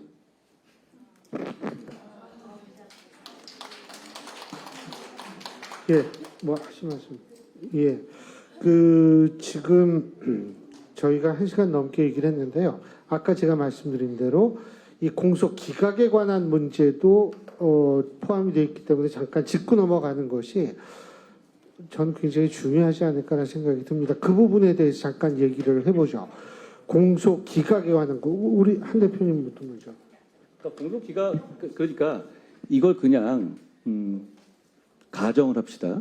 가정을 하죠. 이재명 대통령 입장에서 생각해 보면 여러 가지 사건 중에서 지금 어차피 뭐 법원을 눌러놓고 아직까지 상황이 바뀔 수도 있어요. 나중에 뭐 정청래 대표가 상황 바꿨을 때 재판 재개하자 이렇게 막 나갈 수도 있죠. 요즘에 하는 걸 보면. 그런데 그걸 떠나서 일단은 눌러놨다고 생각하고 임기 끝난 다음에 재판이 진행된다고 생각했었을 때 선거법 같은 경우는 어차피 그게 뭐 감옥 갈 사안까지는 아니잖아요. 큰 부담이 되진 않아요. 대장동 사건은 어떻습니까? 항소 포기시켰잖아요. 공범한테. 그것도 그렇게 부담되지 않습니다. 그렇지만 대북송금 뇌물 사건은 달라요. 왜냐하면 공범에 대해서 중형의 유죄가 선고됐죠. 특별한 사정이 없는 한 이거는 재판이 재개되면 본인에 대해서 중형이 선고될 가능성이 대단히 높아요. 본인도 그걸 알죠. 그런 상황에서 플랜 A로 가는 것이 공소 취소입니다. 공소 취소는 1심까지 할 수 있거든요. 공소 취소를 해버리면 어쨌든 나중에 여러 가지 그거 가지고 공격은 받겠지만 이 사건 자체는 없어집니다. 그거는 사법적으로 그렇습니다. 그런데 그게 여러 가지 상황상 뭐 지난 선거도 뭐 여러 가지 뭐 저도 이기고 말이에요. 그러면 그걸 걸고 제가 싸웠었잖아요. 그러니까 여러 가지 곤란에 빠졌죠. 그러니까 다음으로 생각한 게 저는 조정식, 김민석 이런 분들이 얘기한 연임개헌이라고 생각해요. 한 번 더 하지 뭐. 예. 그런데 그게 플랜 B였다면 저는 이게 플랜 C인 것 같아요. 이거는 공소기각 판결의 이재명 대통령 입장에서 매력은 뭐냐면 공소 취소는 1심까지만 할 수 있거든요. 그런데 이거는 그 제한이 없어요. 그러니까 이렇게 요건을 만들어 놓고 늘 본인들이 얘기하는 거잖아요. 예를 들어서 뭐 연어, 술파티 있지도 않은 것들 그런 것들이 그렇다 이런 주장을 하는 거죠. 근데 그걸 계속 어거지로 주장하면서 또 법원 판사 중에서 조금 이상한 사람도 있을 수 있지 않습니까? 그런 거 노리고 여기서 한번 공소기각 딱 때려주면 그러면 해결되는 또 하나의 탈출구를 마련해 놓은 거라고밖에 볼 수가 없어요. 왜 갑자기 논의도 안 됐던 것을 갑자기 마지막 날 슬쩍 끼워놓고 사기치나요? 이거 어차피 그냥 통과될 거라고 생각하고 우리 모두의 관심이 보안 수사 폐지에만 쏠려 있을 때 집어넣은 거잖아요. 정치 이따위로 하면 안 됩니다. 예.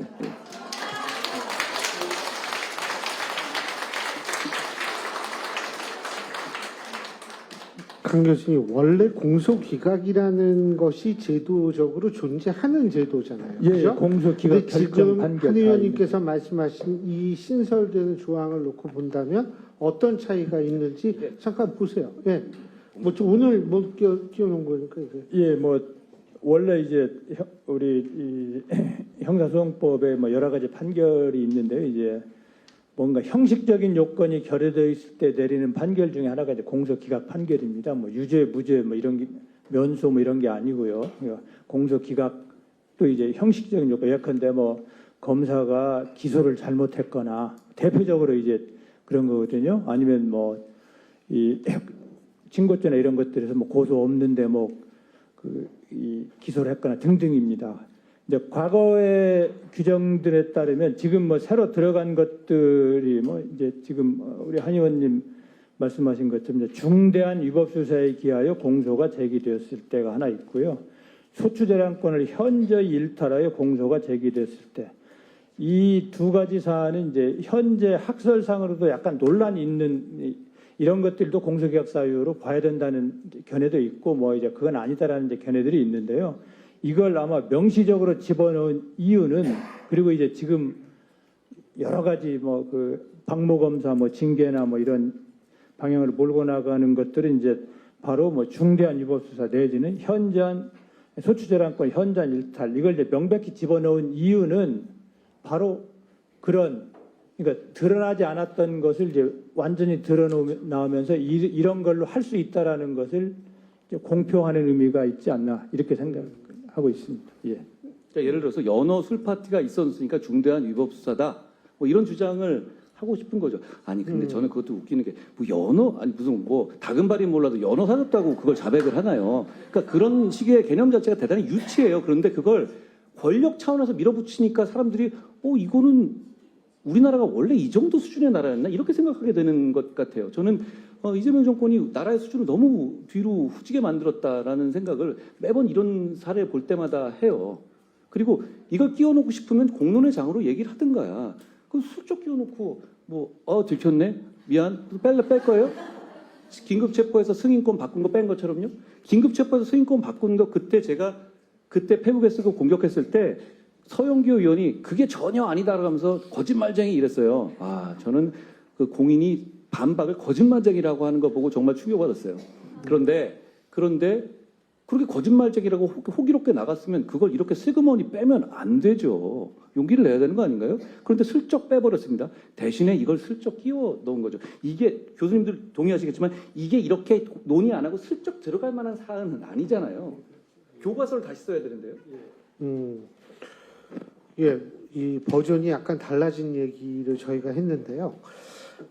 제가 김 박사님한테는 여쭤보지 않겠습니다. 국제연구기관에서 나오셨기 때문에 요거는 그냥 넘어가도록 하고 제가 제일 궁금한 게 있어요. 그리고 오늘도 어떤 언론사에서 저한테 이제 코멘트 달려고 전화를 하신 분이 얘기를 하는데 이 거부권 행사 가능성을 얘기를 하더라고요. 누가 이재명 대통령이 이거는 거부권을 행사한다라는 해야 한다라는 얘기가 아니에요. 한다라는 얘기가 있다라는 얘기입니다. 그런데 뭐 해야 한다 말아야 한다 이거는 우리가 떠나서 할 거라고 보십니까? 자, 한 분씩 여쭤볼게요. 아, 이거 제의가 아니에요. 기자가 저한테 물어본 걸 그대로 여쭤보는 거예요. 글쎄요, 뭐 제가 정치인은 예. 아니고 그래서 뭐 할 거다 말 거다는 뭐 해야 한다는 점은 명확한 말씀드릴 얘기예요? 수 있지만 예. 할 거다는 그 자기가 몸담았던 정당에서 밀어붙이는데 그걸 할까요? 저는 뭐 하지 않을 거라는 데 한 표 던집니다. 예. 예. 대표님.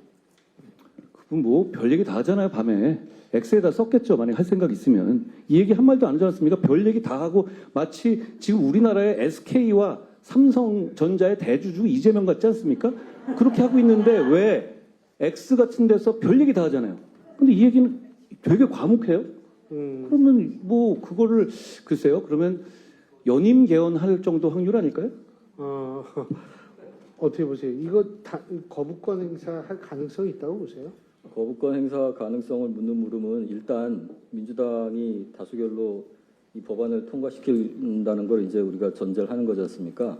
그런데 통과시킨다고 해도 대안은 거부권 말고도 또 하나가 있습니다. 뭐냐면 부칙에서 시행을 미루고요. 당장 시행하지 않는 걸로 하고 그 시행을 미루는 동안에도 다시 법을 개정할 수 있거든요.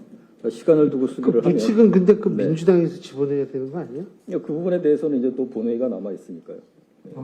그 부칙에 그게 거부권 행사보다 훨씬 가능성이 높다?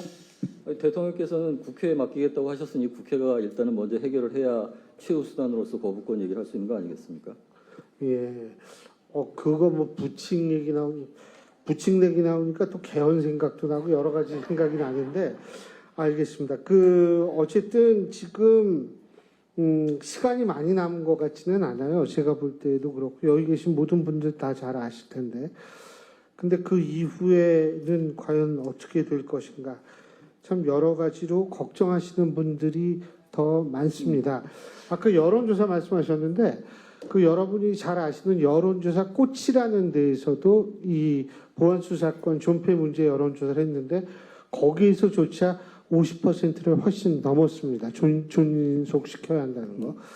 예, 말씀하시죠. 제가 이 사안이 벌어질 때 너무 장윤기 사건 같은 끔찍한 사안만 가지고 말씀드렸으니까 제가 이 제도를 어떻게 악용할 수 있는지를 한번 제가 떠오르는 게 있어서 말씀드릴게요. 제가 누구의 변호사를 하고 있다고 생각하면 뭐 무슨 절도라든가 여러 번 절도라든가 이런 걸 구속됐다고 생각해 보자고요. 경찰에서요. 그러면 일단 조금 장소라든가 이런 거에서 애매하게 얘기하거나 조금 더 얘기하라고 할 거예요. 더 자백하고 그렇게 해놓고 나서 거기서 이제 그렇게 되면은 그 보강 증거를 많이 안 하거든요. 경찰 단계에서. 그러면 지금은 구속 기간은 경찰에서만 늘리게 해놨더라고요. 검찰은 없고. 그런 다음에 경찰 그거 끝난 다음에 송치되면 그런 다음에 검사한테 가서 처음에는 가만히 있다. 어차피 검사가 조사를 못해요.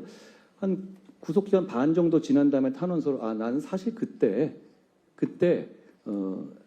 내가 사실 다른 곳에 있었고 그곳에 CCTV를 까보면 내 얼굴이 나올 거야. 이렇게 탄원서를 하나 쓰게 할 것 같아요. 그러면 기소하는 사람 입장에서 이렇게 하지 않겠어요? 근데 그걸 과거 같으면 어떻게 하냐면 구속기간을 연장해도 되고 그걸 가지고 까보면 되잖아요. 그냥.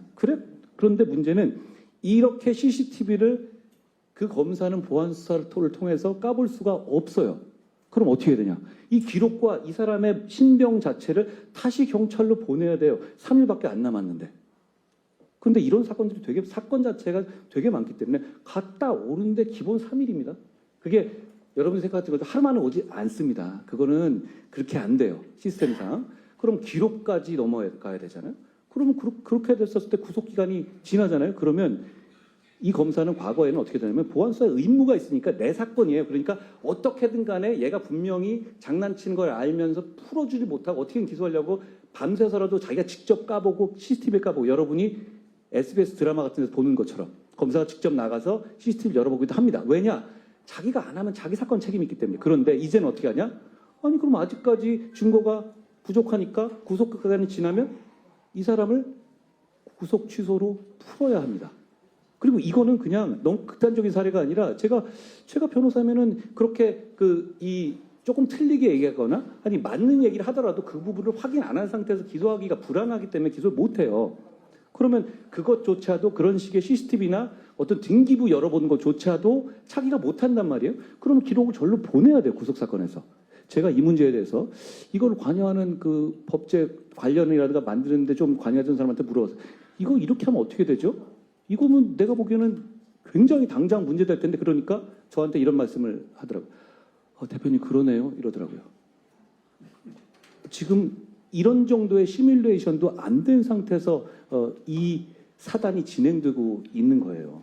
준비가 안 돼 있어요. 왜 못 나오냐면 이런 질문에 답을 할 수가 없기 때문입니다. 우리가 구체적으로 철학적인 질문을 하겠다는 게 아니라 이럴 때 어떻게 하겠는지에 대한 준비가 전혀 안 돼 있어요. 저도 이럴 때 지금 규정대로라면 어떻게 될지 모르겠어요. 그리고 이 책임은 만약에 제가 말씀드린 사안에서 누가 책임을 져야 되죠? 잘못하는 사람은 없잖아요. 그렇지만 이 사람이 만약에 흉악범이면 나가서 피해자를 해코지할 수도 있는 것 아닙니까? 그렇지만 구속 취소는 해야 되는 상황이에요. 이런 식의 상황을 왜 만드는지에 대해서 이 사람들이 설명해야 되는데 안 온 겁니다. 그래놓고 법을 통과시키겠다고 하는 거죠. 저도 제일 안타까운 게 나오지 않은 거, 법무부 쪽이나 민주당 쪽에서 나오지 않은 것, 굉장히 안타깝게 생각합니다. 우리가 얼마든지 역지사지할 수도 있고 또 얘기도 들어가서 이거 맞으면은 그렇게 이게 이런 부분도 있구나라는 생각을 가질 수 있을 텐데, 그러지는 않고 일단은 무조건적으로, 지금 거의 무조건이라고 얘기할 수 있을 정도로 시간에 쫓기듯이 일을 처리하고 있는 모습. 이러니까 사실은 이게 쉽게 이해가 되지 않는 것 같은데요. 자, 이제 시간이 거진 다 됐으니까 한 분씩 마지막으로 지금 이 시점에서 한 의원님 필리버스터도 아시죠? 아까 기사 봤는데. 시켜주면 합니다. 예. 근데 어쨌든 필리버스터 한다 하더라도 그것을 통해서 우리가 얻는 정말 어떤 결과물은 없을 확률이 높고 하나의 저항 수단에 불과하니까 마지막으로 한마디씩 좀 제가 부탁을 드릴 텐데요. 얼마든지 하시고 싶은 얘기 다 하셔도 됩니다. 먼저 김 박사님부터 말씀해 주시죠. 저는 국회와 정부 모두 민심을 좀 무서워했으면 좋겠습니다. 우리가 부동산 민심이라는 얘기 하지 않습니까? 부동산 민심이라는 게 별거 아닙니다. 자기 집에서 안전하게 살고 싶은 상식적인 소망 아닙니까? 그럼 이를테면 수사보안에 대한 민심도 있어요. 이건 뭐냐면 어려운 게 아니라 내가 피해자가 될지도 모르고 피해자가 됐을 때 누가 한 번이라도 좀 내 얘기를 더 들어줬으면, 내 사건을 좀 한 번만 살펴봐 줬으면 하는 소박한 소망 아닙니까? 그러면 좀 더 안심이 될 테니까. 근데 예컨대 어느 정권이든 정부든 간에요, 그런 소박한 부동산 민심을 부동산은 축제수단이 아니야, 모두가 강남에 살 필요는 없어, 이런 식으로 민심을 무시했다가 다 큰 코 다쳤죠. 수사보안 민심도 마찬가지입니다. 당신들이 몰라서 그러는데 검찰이 얼마나 무서운 기관인 줄 알아? 조금이라도 권한을 주면 다시 수사 원복할 거야. 이런 식으로 지금 국민을 타이르는 건가요? 협박을 하는 건가요? 불안을 조성하는 건가요? 저는 이 수사보안에 관한 소박한 민심, 이것을 좀 무서워하고, 그렇다면 국민의 진짜 대표자로서 입법에 좀 더 신중하지 않을까, 이렇게 생각을 합니다.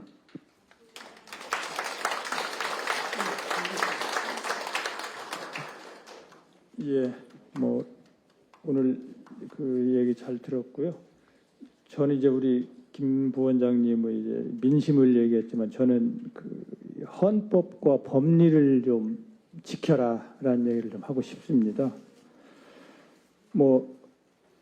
검찰의 수사권이 헌법상 있네 없네 논란이 있지만 저는 있다고 보고, 뭐 그건 분명히 그 이제 검찰총장도 있고 뭐 압수수색 영장 다 헌법에 있습니다. 압수수색이 수사가 아니면 도대체 그게 뭔지 전 모르겠어요. 뭐 40년, 50년 형사법을 연구하고 가르치고 했는데 압수수색, 체포 구속이 수사가 아니라고 생각해 본 적이 또 없습니다.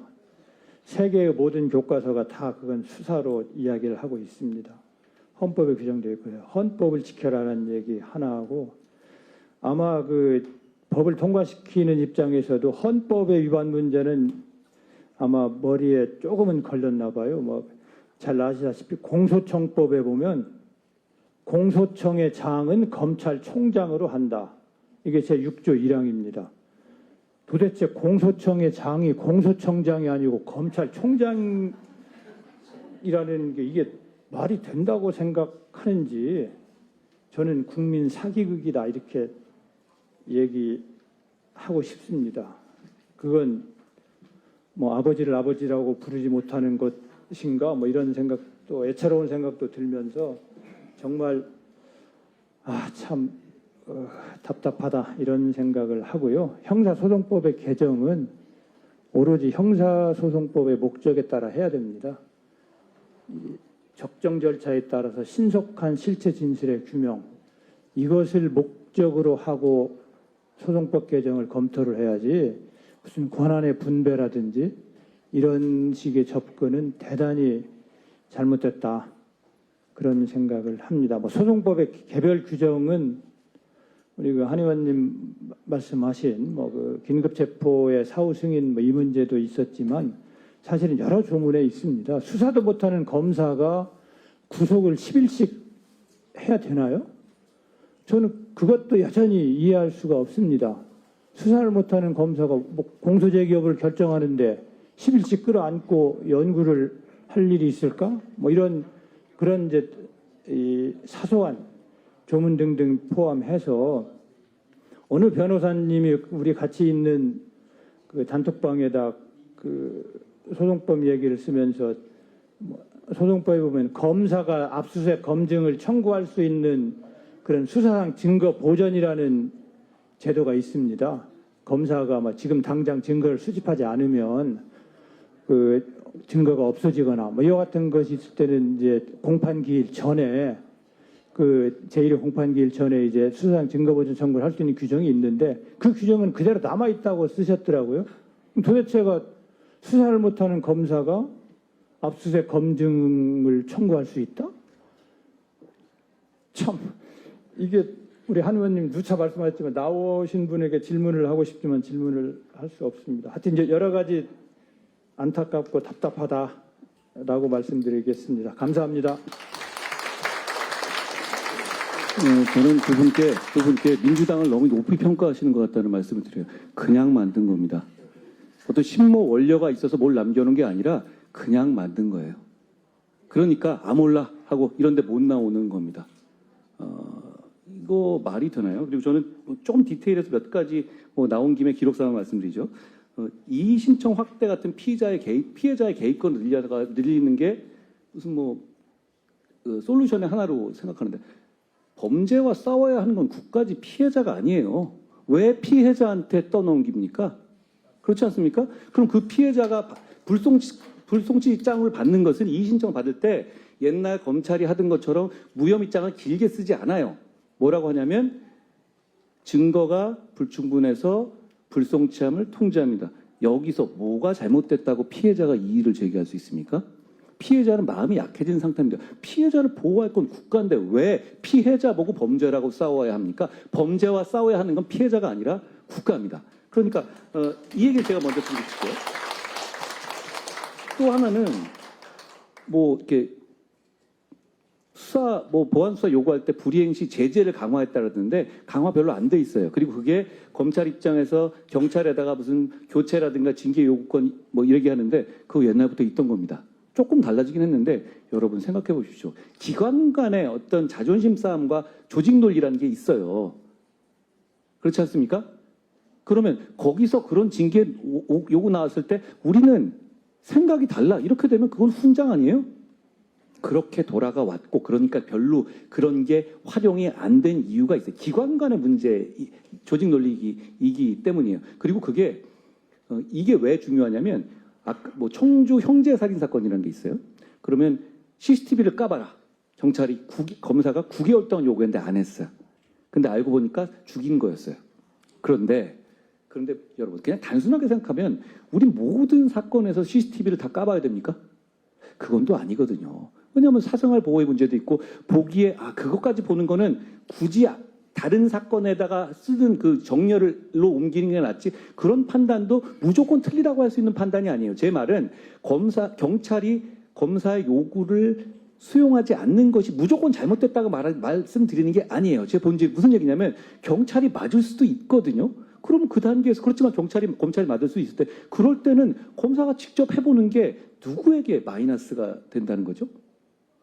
저는 이 문제는 피해보는 사람이 없는 문제예요. 그런데도 그냥 검찰권에 씨를 말렸다. 이 돼지머리 하나를 올리고 싶은 거잖아요.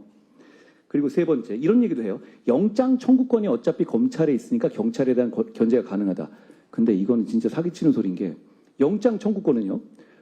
경찰이 과잉 수사하는 것을 견제하는 권한이에요.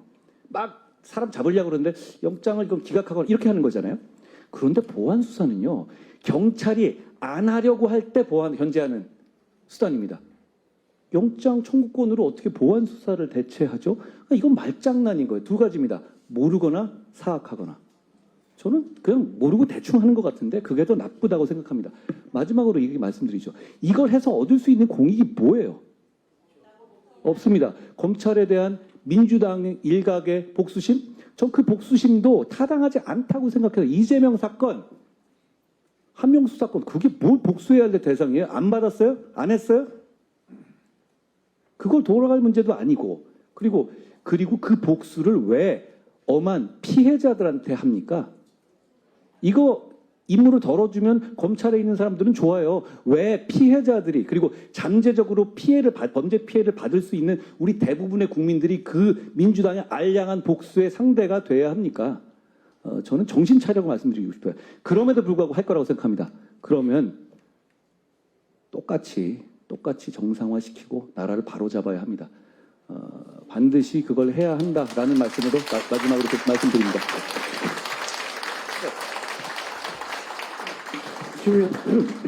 예, 이제 거의 이제 마무리가 되는 것 같아가지고 제가 좀 한 말씀 좀 드리면은 오늘 이제 토론회에서 봤듯이 이러한 악법은 무조건 막아야지 됩니다. 이재명 정부와 또 거대 여당을 막을 수 있는 마지막 방법은 우리가 이제 무제한 토론 필리버스터밖에 없는데 제가 그래서 공식적으로 조금 요청을 드리겠습니다. 국민의힘 원내 지도부에게 공식적으로 요청드립니다. 한동훈 의원을 필리버스터에 참가시켜 주십시오.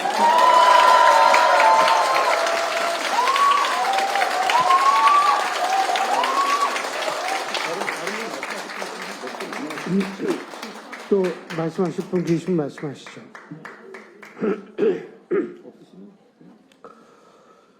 예, 지금 김 의원님께서 말씀하시면서 여러 가지 생각이 좀 들게 됩니다. 이게 뭐 정파의 문제도 아니고 진영의 문제도 아니고 이거는 사실은 민생의 문제고 좀 더 근본적으로 따지면 인권에 관한 문제인데 사실 그런 문제를 접근함에 있어서 굉장히 부족한 점을 국회가 많이 드러내고 있다라는 측면에서 굉장히 안타깝습니다.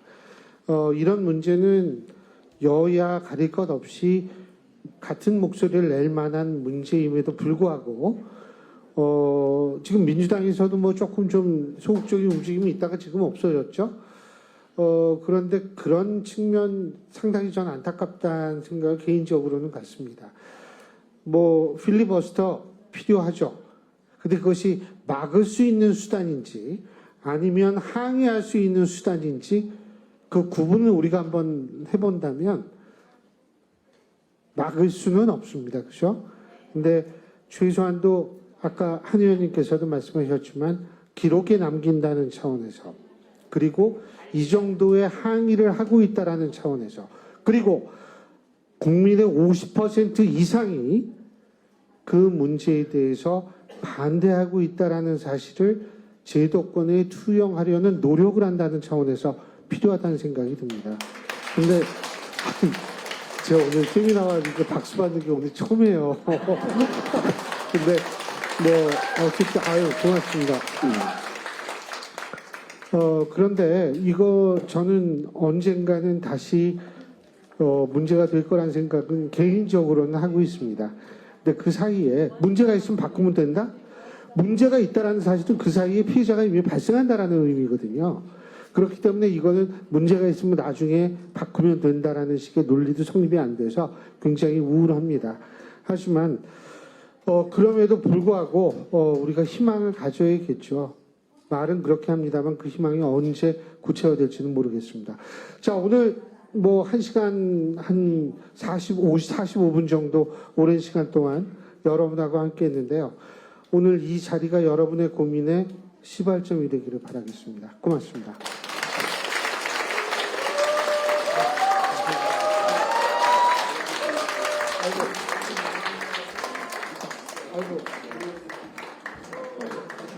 끝까지 함께 해주신 모든 분들께 진심으로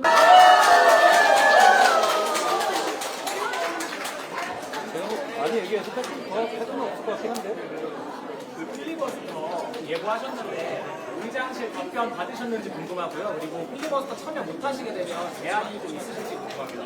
어차피 필리버스터라는 것이 과거의 제도처럼 법안 통과를 물리적으로 막을 수 있는 도구는 아니에요. 상징적인 것인데 오늘 제가 이렇게 직전에 급하게 토론을 열었다시피 이 법은 정말 절실하게 막아야 할 법입니다. 왜냐하면 국민 모두에게 큰 영향을 주는 법이니까요. 그 노력의 일환입니다. 한 방법을 좀 잘 찾아보겠습니다. 공소기업 관련해서 계속 말씀해 주셨는데 좀 어떤 게 가장 큰 문제라고 생각하시는지. 이게 왜 지금 들어가야 되는지를 어떤 국민도 설명을 듣지 못했죠. 갑자기 이게 끼워 들어갔는데 결국은 이거는 저는 이재명 대통령을 위한 입법이라고 생각해요. 대한민국이 권력자 1인을 위해서 사법 시스템을 망치는 나라여서는 안 되지 않겠습니까? 그런데 모든